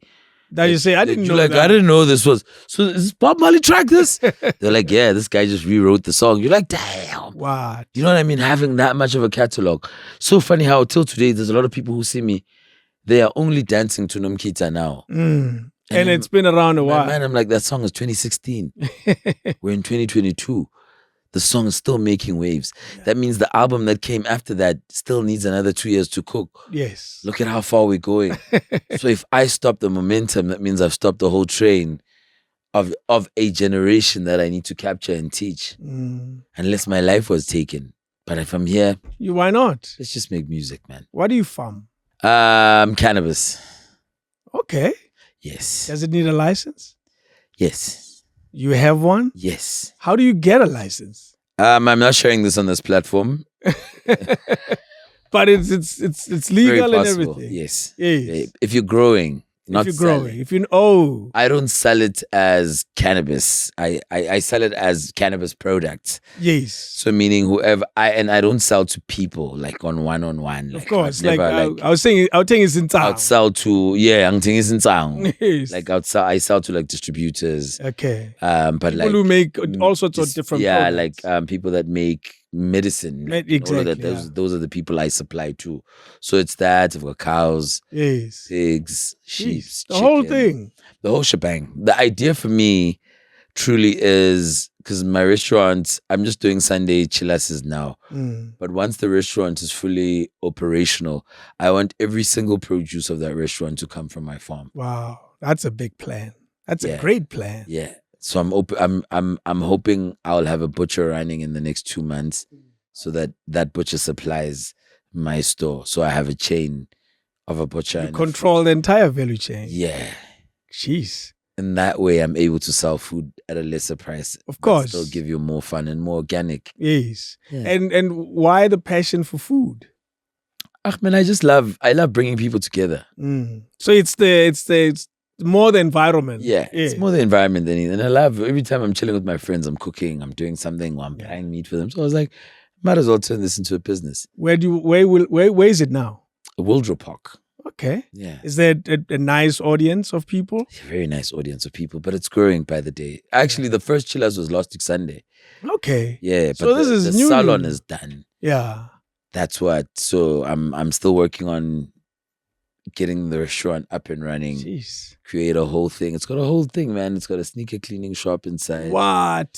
Yeah, I'm getting all kinds of things, man, like detox beds. Wait a minute. So you're going big. You want someone to I'm building a wellness center. You want someone to come in the morning, Yeah. Yeah. Like literally, I'm getting 8.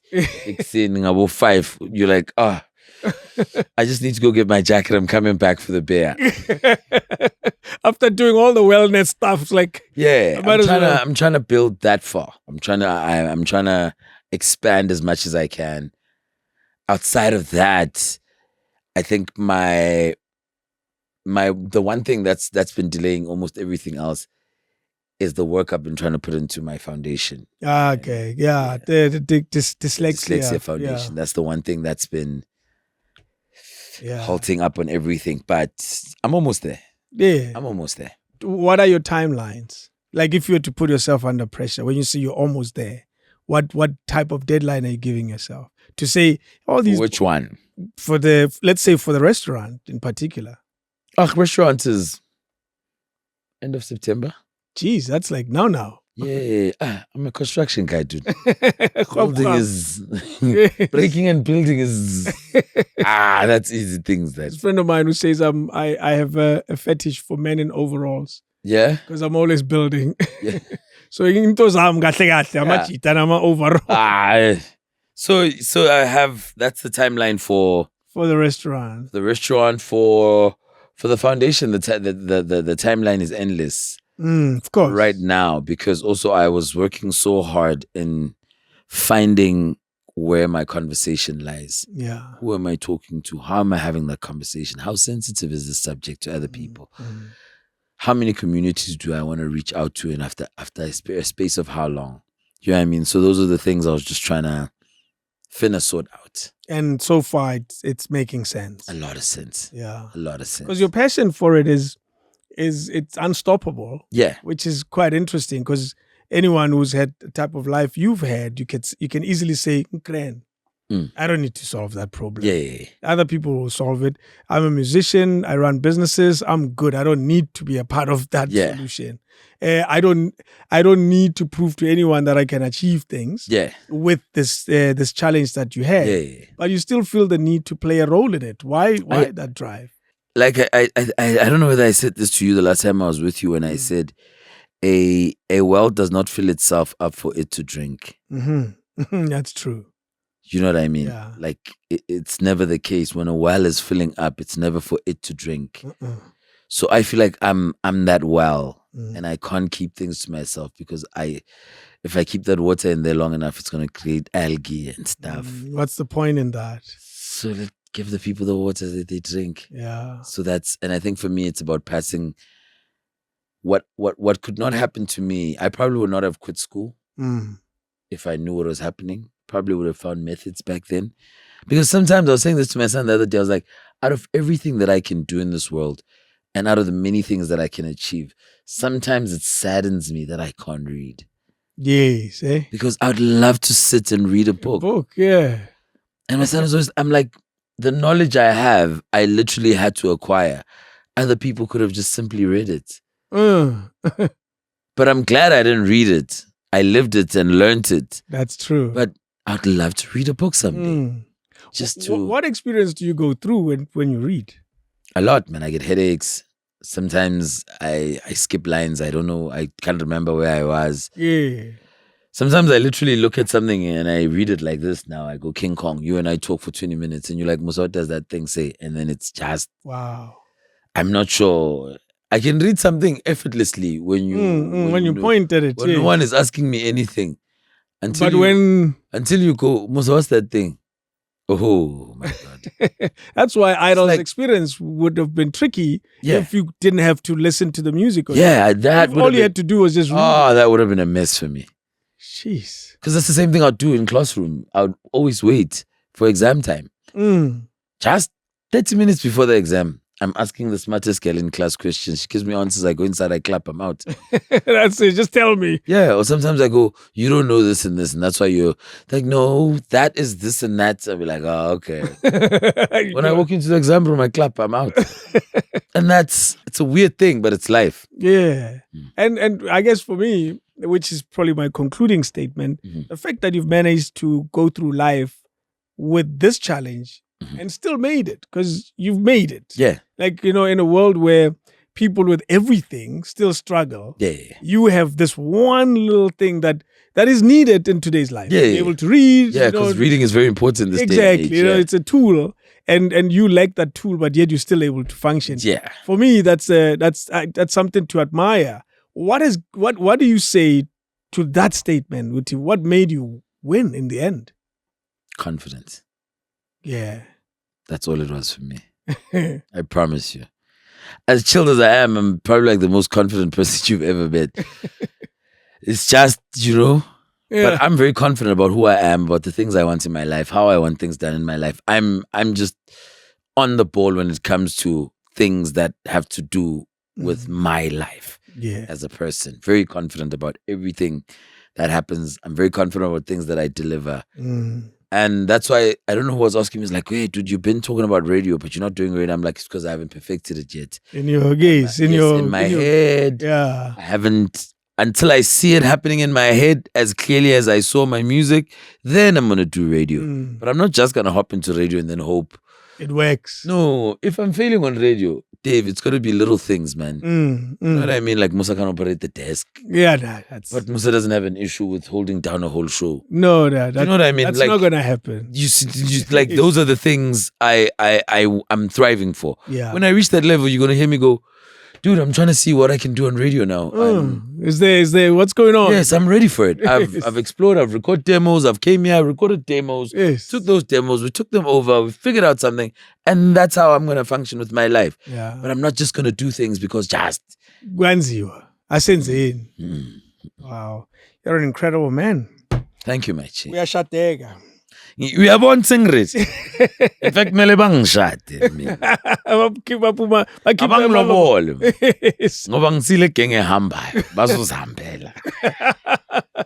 That's amazing. Thank you, everybody. This is Musa. Autiam with Cock in my world. Ngiyabonga bro wami. It's Cock. Ngiyabonga bro wami. Thank you so much. Ngijwayeza ukuhlala nezikhokho. King David Studio Podcast.